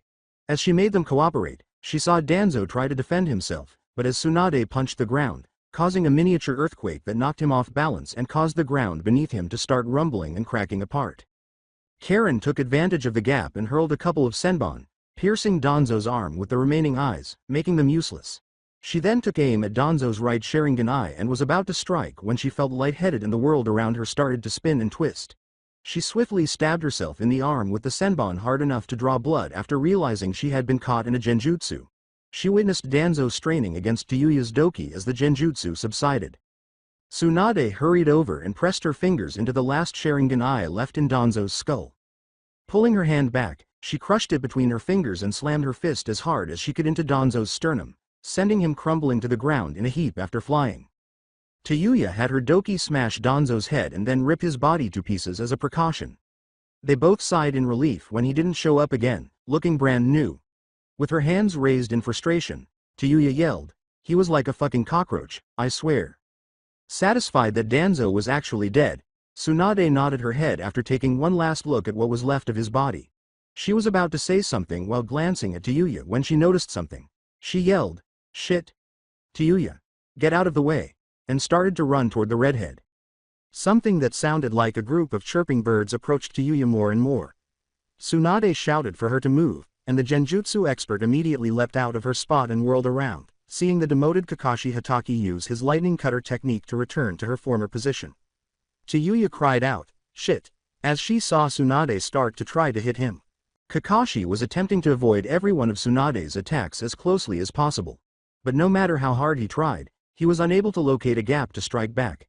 However, he caught her in a genjutsu and was ready to kill his Hokage the instant she gazed into his exposed Sharingan eye. Unwilling to let this happen, Karen pierced him from behind with her adamantine attacking chains, one piercing his lung and the other through his brain. She quickly retracted her chains and assisted Tsunade in escaping the genjutsu that had imprisoned her. She checked the 5th Hokage for injuries, but was happy to see that Tsunade was unharmed. Thank goodness. When Tsunade realized how near death she was, she gave Karen a quick hug and smiled in gratitude. "Thank you." Tayuya approached Karen and gave her a shoulder pat. "Good job, Karen-chan. Damn bastard could have killed us both, but we're alright," thanked Kami. Before Tsunade started to look around, Karen gave her a gentle hug in return. "That's 2 of our targets dead. I hope Shizune and Kurenai found Asuma and dealt with him." Tayuya gave a nod of agreement. "Here's hoping. So, what's next in this little plan of yours?" she said, glancing into Tsunade's eyes. After a moment of thoughtful scowling, Tsunade bent over and opened a tiny jar. She then took Obito's Sharingan out of Kakashi and placed it in the jar with care. After staring at the eye for a while, she closed it once more before getting up to examine the 2 Uzumakis. "I want you 2 to get to the village gates and hide. Wait for Naruto-kun to get back and tell him what's going on. I'm sure he's got some plan for what to do after dealing with Sasuke, so I want you to assist him however you can. I'll try to find Shizune and Kurenai and see if they need any help." The 2 Uzumaki teenagers nodded in comprehension of their new directives and hurried away, hoping to reach the gate with the fewest possible altercations. Tsunade, meanwhile, sighed after glancing down at Kakashi's body for a while. Before she hurried off to find Shizune and Kurenai, she told herself, "I'll need to figure out who to give this Sharingan to. But I can do that later. For now, I'm worried about Shizune and Kurenai." Hana and Kiba. Tsunade's plan for them was something Kiba and Hana had told their mother about. After telling her remaining clansmen to leave the village, taking as much as they could with them, Sume, who saw the potential in the plan, started to guide them around it. The Inuzuka trio had defeated dozens of opponents thus far. Fortunately, Kiba didn't freeze up after his first kill, even though he felt sick for a while. His family was there to support him during his first kill, which was helpful. But now they had discovered a fascinating scene. The Sarutobi clan compound was in front of them, and although they couldn't fathom why, it appeared as though someone was attempting to break in. But Sume had a gut feeling and said, "Pups, we're going in." Hiruzen, the 3rd Hokage, has been missing for quite some time now. He was one of Naruto's biggest supporters before this all began, but then he just disappeared. I think something's happened to him, and if I'm correct, we'll find answers in there. So come on. Both Kiba and Hana nodded, agreeing that Hiruzen's disappearance was a little odd. So they broke through the front door and killed the would-be looters with their mother. As soon as they entered, they were horrified by the foul stench that filled the house. They felt remorse for possessing such a keen sense of smell. Kiba exclaimed, what the hell is that stench?" Then Sume growled, "That's the smell of a dead body, Kiba. One that's been left to rot for quite some time." "Do you think?" Hana asked, looking concerned. Sume gave a slow nod. She led them on a search of the clan head's house after saying, "Yes. Yes, I do." Things appeared worse the more they looked. The entire house appeared to be in a state of disarray, and the longer they were inside, the worse the stench became. But eventually, Their noses guided them to a trapdoor that was hardly noticeable. They opened it out of curiosity and gasped as the stench hit them more strongly than before. Hana actually turned and vomited, spilling her stomach's contents on the ground. Kiba was struggling to keep his composure. Even Sume, who was the most calm of the group, was feeling ill. Sume looked at their ninkin and ordered them to watch for anyone suspicious as she, Kiba, and Hana went down into the secret cellar. They were able to locate the source of the odor quickly. They were genuinely sickened by what they saw. Hiruzen lay on the ground, naked except for his clothes. The words, traitor, and demon lover, were carved in many places on his body. He seemed to have been dead for a few weeks at the very least. But it wasn't the worst of what they had discovered. Numerous other Sarutobi clan members' bodies were scattered throughout the cellar. They were all naked, covered in gashes, and had the words, demon lover, carved on them. Almost every Sarutobi clan member appeared to be crammed into this space. It was clear from their physical condition and the absence of any defensive wounds that they not only knew who their attacker was, but also that they never anticipated this happening to them. Identifying the person responsible for such an act was not difficult. Sume snarled, Asuma Sarutobi. They nodded, and the head of the Inuzuka clan nodded as well. You said that Tsunade-sama sent Shizune and Kurenai after him, didn't you? Good. I hope they make his end painful. After that, the three of them exited the cellar and then the Sarutobi clan compound as a whole. Together, they kept sweeping the village, trying to eliminate any jerks who chose to join Asuma in his uprising. Kuroko and Naruto with his eyelids closed. Naruto tried to concentrate on the sensation he was experiencing from his new Sharingan eyes. With Kuroko's assistance, the process had gone fairly well, and she was already utilizing her chakra to finish it so he could soon use his new eyes. After all, it wouldn't be wise to keep him blind while his body adapted to his new eyes. A couple more minutes later, Naruto opened his eyes and rehearsed using his Sharingan. He clenched his fist tightly after he was satisfied and turned to face Kuroko. Let's go, Kuro-chan. It's time to return to the village and put the final step of our plan into action. Kuroko gave a nod, but before they could leave, they saw Jiraiya coming. Kuroko glanced at him and waved briefly as Naruto gazed at him in interest. He said, Jiraiya? What are you doing here? I came to make sure you were all right. Looks like I shouldn't have worried, though. Where's that Sasuke kid? Jiraiya asked. With his new Sharingan eyes activated, Naruto grinned up at his godfather and pointed a thumb over his shoulder, saying, I killed him and let him sink to the bottom of the lake. Took his Sharingan for myself, though. I need to get back to the village so I can put the last step of my plan into action. Any idea what the situation is back there? Jiraiya gave a negative shake of his head. Not a clue. I've got a bad feeling that things have really worsened, though. I doubt you'd be able to just walk back into the village and do as you please. The 15-year-old Namikaze shrugged his shoulders and said, Meh, nothing I can't handle, I'm sure. Besides, I don't plan to pick a fight with anyone. I've got one goal in mind and that's to get to Sakura. She's the one I've chosen to sacrifice. Right, to get Kuroko out of the seal. I assume you've got everything you need then? Jiraiya responded. Raising Sasuke's head, Naruto gestured with it. Sasuke's severed head? Check. Wicked new Sharingan eyes? Check. I've got everything I need to finish breaking Sakura. Kuroko will be free. Jiraiya rubbed the back of his head and sighed. You really scare me sometimes, kid. I hope you know that. Ah well, nothing new, I suppose. Alright kid, I'm going to set a brisk pace. I want you to try and keep up with me, alright? Dismissively, Naruto waved his hand. Yeah. Glad you're not summoning one of the toads to take us back. That'd be a dead giveaway. Jiraiya and Kuroko nodded in agreement before they all departed in a frantic attempt to return to Konoha. With a quick glance at Jiraiya, Naruto said, Be ready, Jiraiya. I have a bad feeling we're not going to like what we find. Kurenai and Shizune because of the increased range that his wind chakra gave him. Shizune barely avoided another of Asuma's blows, but she still sustained a shallow cut to her abdomen. She glanced at Kurenai and saw that she wasn't doing much better, and she winced a little from the numerous cuts she had already sustained. She was already bleeding from a small gash on her side. You shouldn't have challenged me. What can a couple of bitches do to me? Asuma said, smiling at the two of them. Shizune backed away from him in a flash, then spit out a poison mist toward him. Unfortunately, Asuma only needed to swing his chakra blades to cut a path through the mist with his wind chakra. He rushed forward, trying to cut Shizune's head off her body before she could respond. But before he could, a couple of senbons unexpectedly struck him in the side of the neck. The bearded Jonin reached up and tore out the senbon, revealing them to be covered in poison.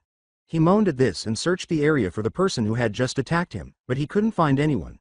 Who the hell's out there? Show yourself. At this moment, Asuma's left arm was severed from his body at the shoulder by a blade of wind, and blood spurted from the remaining stub, causing him to scream in pain. Temari and Kankuro, along with one of Kankuro's puppets, appeared out of the shadows.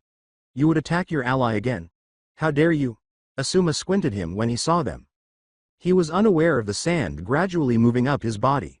At least he was unaware of it until it was too late to take any action. As he came out, Gaara declared, "You are no ally of ours." Asuma felt the sand tighten its grip on her as he slowly clenched his outstretched hand. He clenched his fist tightly, crushing Asuma's body as he did so. Konoha has become a corrupt cesspool of violence and depravity. No, our ally is Naruto Uzumaki. Anyone that proves to be a threat to his safety will be dealt with accordingly. Now die, Asuma Sarutobi. Gaara summoned the sand back into his gourd by lowering his hand as blood started to seep through the sand. Gaara nodded his head toward Kurenai while glancing at Shizune. Heal Kurenai and yourself and then follow us. We're going to escort you two out of the village to safety. Shizune gave a nod and promptly followed instructions. Tsunade entered the picture while she was engaged in this activity. After examining Asuma's body, the curvaceous woman turned to face the Suna siblings and gave them a grateful smile. Thank you for your help, Gaara, Temari, and Kankuro. Kankuro said, You're welcome. Do you have a plan, Hokage-sama? Tsunade frowned thoughtfully as she glanced at Kurenai and her apprentice. Let's get to the gates of Konoha. I've sent Karen and Tayuya Uzumaki there to greet Naruto upon his return and fill him in on what's happening so he knows what he's getting into. Once we're there, I need to do a count to see how many of our allies have rendezvoused there. I really hope the others are all okay. Gaara took the initiative and started leading the Suna siblings to the gates of Konoha after they nodded in agreement. He kept a watchful eye on their surroundings as they walked, making sure that no more enemies stood in their way. Naruto must be doing well. Naruto and his godfather slowed as they got closer to Konoha because they noticed a rather unsettling face at the gate. Jiraiya paused and gazed at all the corpses dangling from the air by ninja wire that was securely fastened around their necks. He whispered, It's much worse than I thought. Naruto walked slowly in the direction of the sign-in booth because he felt uneasy. When he arrived, he peered inside and saw that Kotetsu and Izumo were both there, pinned to the wall by swords. It appeared that the life had long since left their eyes. Naruto closed his eyes and prayed to them while sadly shaking his head. Jiraiya put a hand on his godson's shoulder and moved up beside him. I'm sorry, Naruto. I know you cared about them. It's okay, Jiraiya. I knew this was bound to happen. I thought I had prepared myself for the inevitable, but seeing it in person is just so much worse than I expected. Naruto replied quietly. At this moment, Tayuya and Karen emerged from the shadows and approached Naruto. Tayuya, who sounded rather disgusted by everything she had witnessed, said, Hey Naruto. Sorry you had to return to see all of this shit. Things went to hell pretty damn fast and a lot of people have died. You don't want to see half the shit people have pulled here in your absence. After glancing briefly at his clanmates, Naruto turned to look around again. Nearby, he could make out what looked like a small group of Inuzuka clan members trying to hide. As Tsunade and her companions started to move toward the gates, Naruto could also see them. Naruto approached the open gates and gazed icily at the village while keeping quiet. Tsunade, I need to get to Sakura. Any idea where she might be? He asked after glancing at Tsunade and his friends for a brief moment. After a moment of thoughtful frowning, Tsunade nodded. Yes, she's most likely hiding out in her house. I'd check there first. If she isn't there, then she could be practically anywhere. Naruto closed his eyes and gave a single nod. I see. I'll find her, I guarantee it. I have a strong feeling that I know exactly where she is. Now, concerned for his friend, Gaara spoke up. Naruto, you do realize it's highly dangerous for you to enter the village at this point, don't you? What exactly are you planning to do? Gazing into Gaara's eyes, Naruto gave him a slight smile. He shrugged his shoulders and declared, I'm going to set someone free. And if anyone gets in my way, I'll simply kill them. Makes sense. Kankuro nodded, adding, Need us to come with you? Might be a good idea. Shaking his head, the blonde with whiskers said, I'll be fine. I'd rather you all not see what I've got to do. Before anyone could reply, he ran into the village, vanishing into the darkness as he headed for his destination.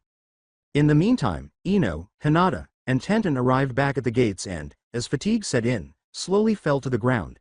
Before pointing to the different scrolls they had, Ino said, "Hey everyone.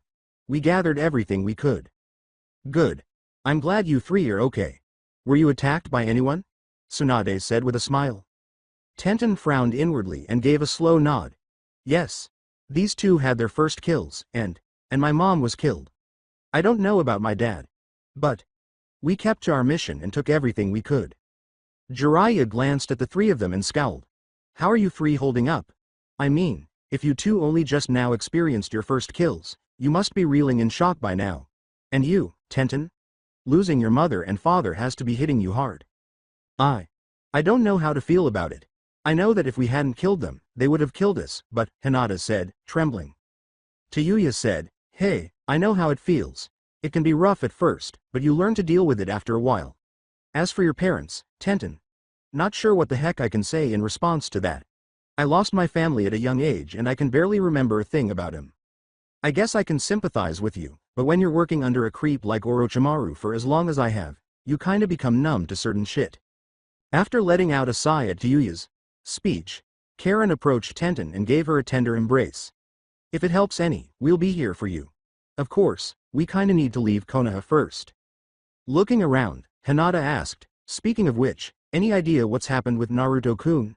Before focusing on Jiraiya. "Wait, Jiraiya-sama? Does that mean Naruto's already returned?" Jiraiya nodded his head and let out a sigh. "Yes. Naruto's entered the village in search of Sakura. He's got something important he needs to take care of before we can leave."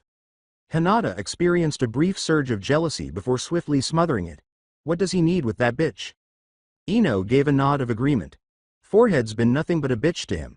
I don't understand why he'd be looking for her. Tsunade took a breath and replied, "It's not because of any feelings you think he might have for her. If you really need to know, she's to be a sacrifice for something he needs to do. I can't say much more than that." Sacrifice? What, for some kind of ritual? What the heck could he be doing that involves sacrificing someone? Tenten scowled at this. Jiraiya shook his head and sighed. "You'll see soon enough. Just trust me when I say that what he's doing now is important to him. Besides that, it will help in the long run." Tenten, who still sounded a little repulsed by the idea of sacrificing someone for one's own ends, said, "If you say so, Jiraiya-sama." Tsunade glanced around at everyone and scowled. She deliberately avoided glancing at every corpse. "Has anyone seen Kiba and Hana?" Shaking her head, Ino said, "Nope. I hope they're all right." "So do I." Tsunade scowled more deeply as she observed the village, which had descended into such anarchy that it was unlikely to ever rise again. "Jiraiya, I want you to come with me. We're going to look for them." Jiraiya nodded, and she and Tsunade hurried into the village to look for the two Inuzukas. After they left, Karen gave Ino and Hinata a questioning glance before deciding to just say it aloud. Naruto-kun huh? You like him or something?" This caused both Hinata and Ino to flush, and they looked down, unable to meet Karen's gaze. Well. Hana and Kiba a kunai bit deeply into Kiba's right shoulder, causing him to grimace. He glared at their enemies and leapt quickly out of the way of another attack. "Oh no, I never imagined we'd see them again." The original Ino Shika Cho trio was across from them, and they were all trying to murder the Inuzukas and their ninkin. Kiba was so badly injured and Akamaru had already been knocked unconscious that it was getting harder and harder to avoid their attacks. "Will I pass away here?" Hana's expression was one of pure rage, and tears were streaming down her cheeks. After killing one of her three ninkin, Shikaku Nara was just looking at her indifferently and displaying no remorse for his actions. Together with her other partners, she tried to defeat Shikaku, but she was thrown aside when dark tendrils emerged from the ground and pierced her through the left shoulder and stomach. The other Haimaru brothers joined Hana and positioned themselves in front of her so they could defend her if necessary, rather than trying to face their opponent alone, especially after witnessing what had happened to their brother. Sume frowned as she engaged Choza in combat. He tried to swat at her, grab her, or do anything else he could think of, but she was having a hard time doing him any serious harm because he was a freaking giant. Another moment later, she spotted a gap and swiftly drove Kuromaru into his leg, causing him to scream in pain and stagger back, staring down at the massive, heavily bleeding hole in his leg. Inoichi smirked at Kiba and raised his hands in a single-handed seal as Kiba watched in terror. He was aware that whatever was about to happen would probably result in his death, so he closed his eyes and got ready to die. But he never met his demise. he heard Inoichi scream instead. When he opened his eyes, he saw that Tsunade had broken most of his bones by using her superhuman strength to punch him into the ground. Tsunade went on to snap his neck as he lay there in pain, killing him almost immediately. In the meantime, Jiraiya had wrapped Shikaku in his hair and used a variation of his go-to hairstyle, the needle jizo, to pierce him all over. Jiraiya released Shikaku from the technique and saw him fall to the ground, slowly bleeding out.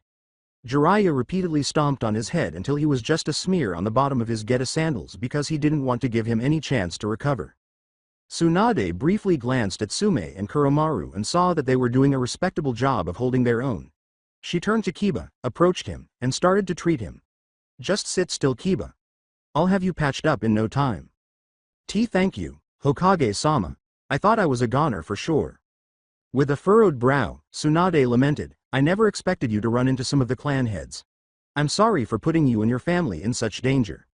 It's okay, Hokage-sama. We understand. I feel so weak. And on top of that, one of my sister's ninkin was killed. I'm worried about her," Kiba said with a dejected tone. She went to Hana and started healing her wounds after she had completed healing Kiba. She looked into Hana's eyes after she had recovered completely and said, "Heal Akamaru. I'll tend to your ninkin. And for what it's worth, I'm sorry you were put in such a position." Before approaching Akamaru and starting to heal him, Hana just said nothing. Even though he was still a young puppy and had multiple wounds from Inoichi, he would recover.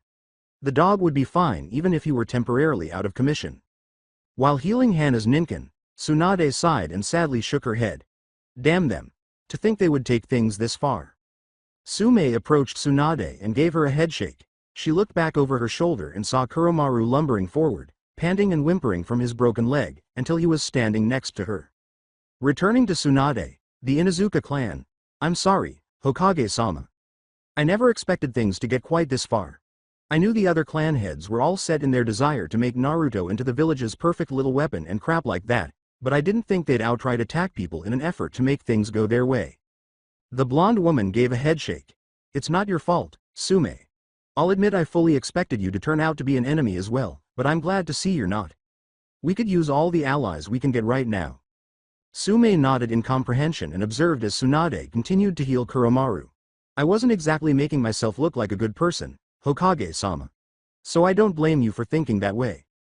While tending to Kuromaru, Tsunade nodded but said nothing. She finished by saying, "Come on. We're heading to the gates of Konoha where our allies are waiting for us. We're going to wait there for Naruto to join us.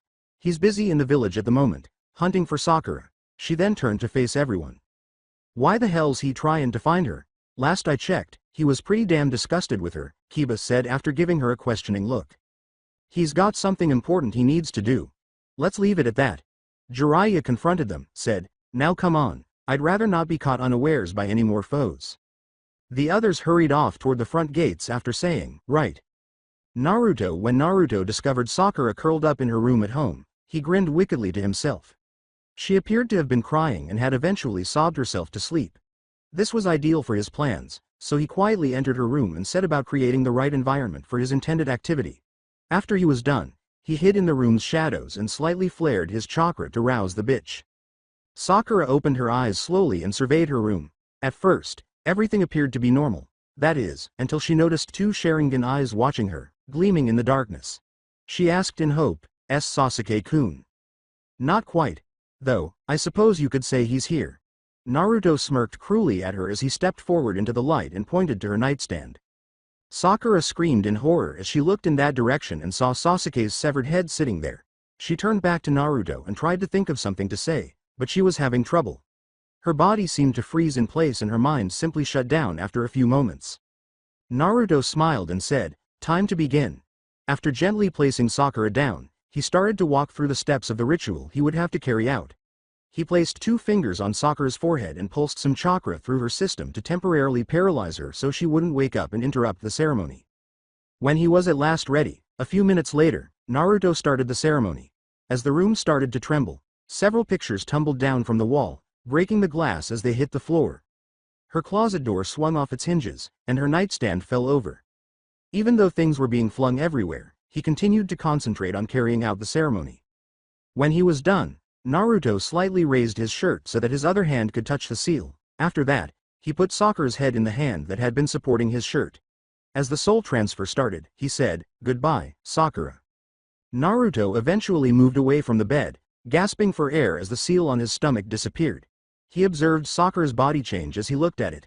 After a few moments, Sakura had been replaced by Kuroko, who was now lying on the bed.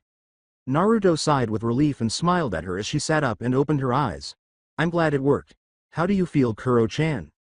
Kuroko sighed and replied, "Besides this annoying voice in my head, I'm feeling fantastic. Did you know that she had this other personality locked away inside of her? It's really quite annoying." Naruto shook his head and scowled.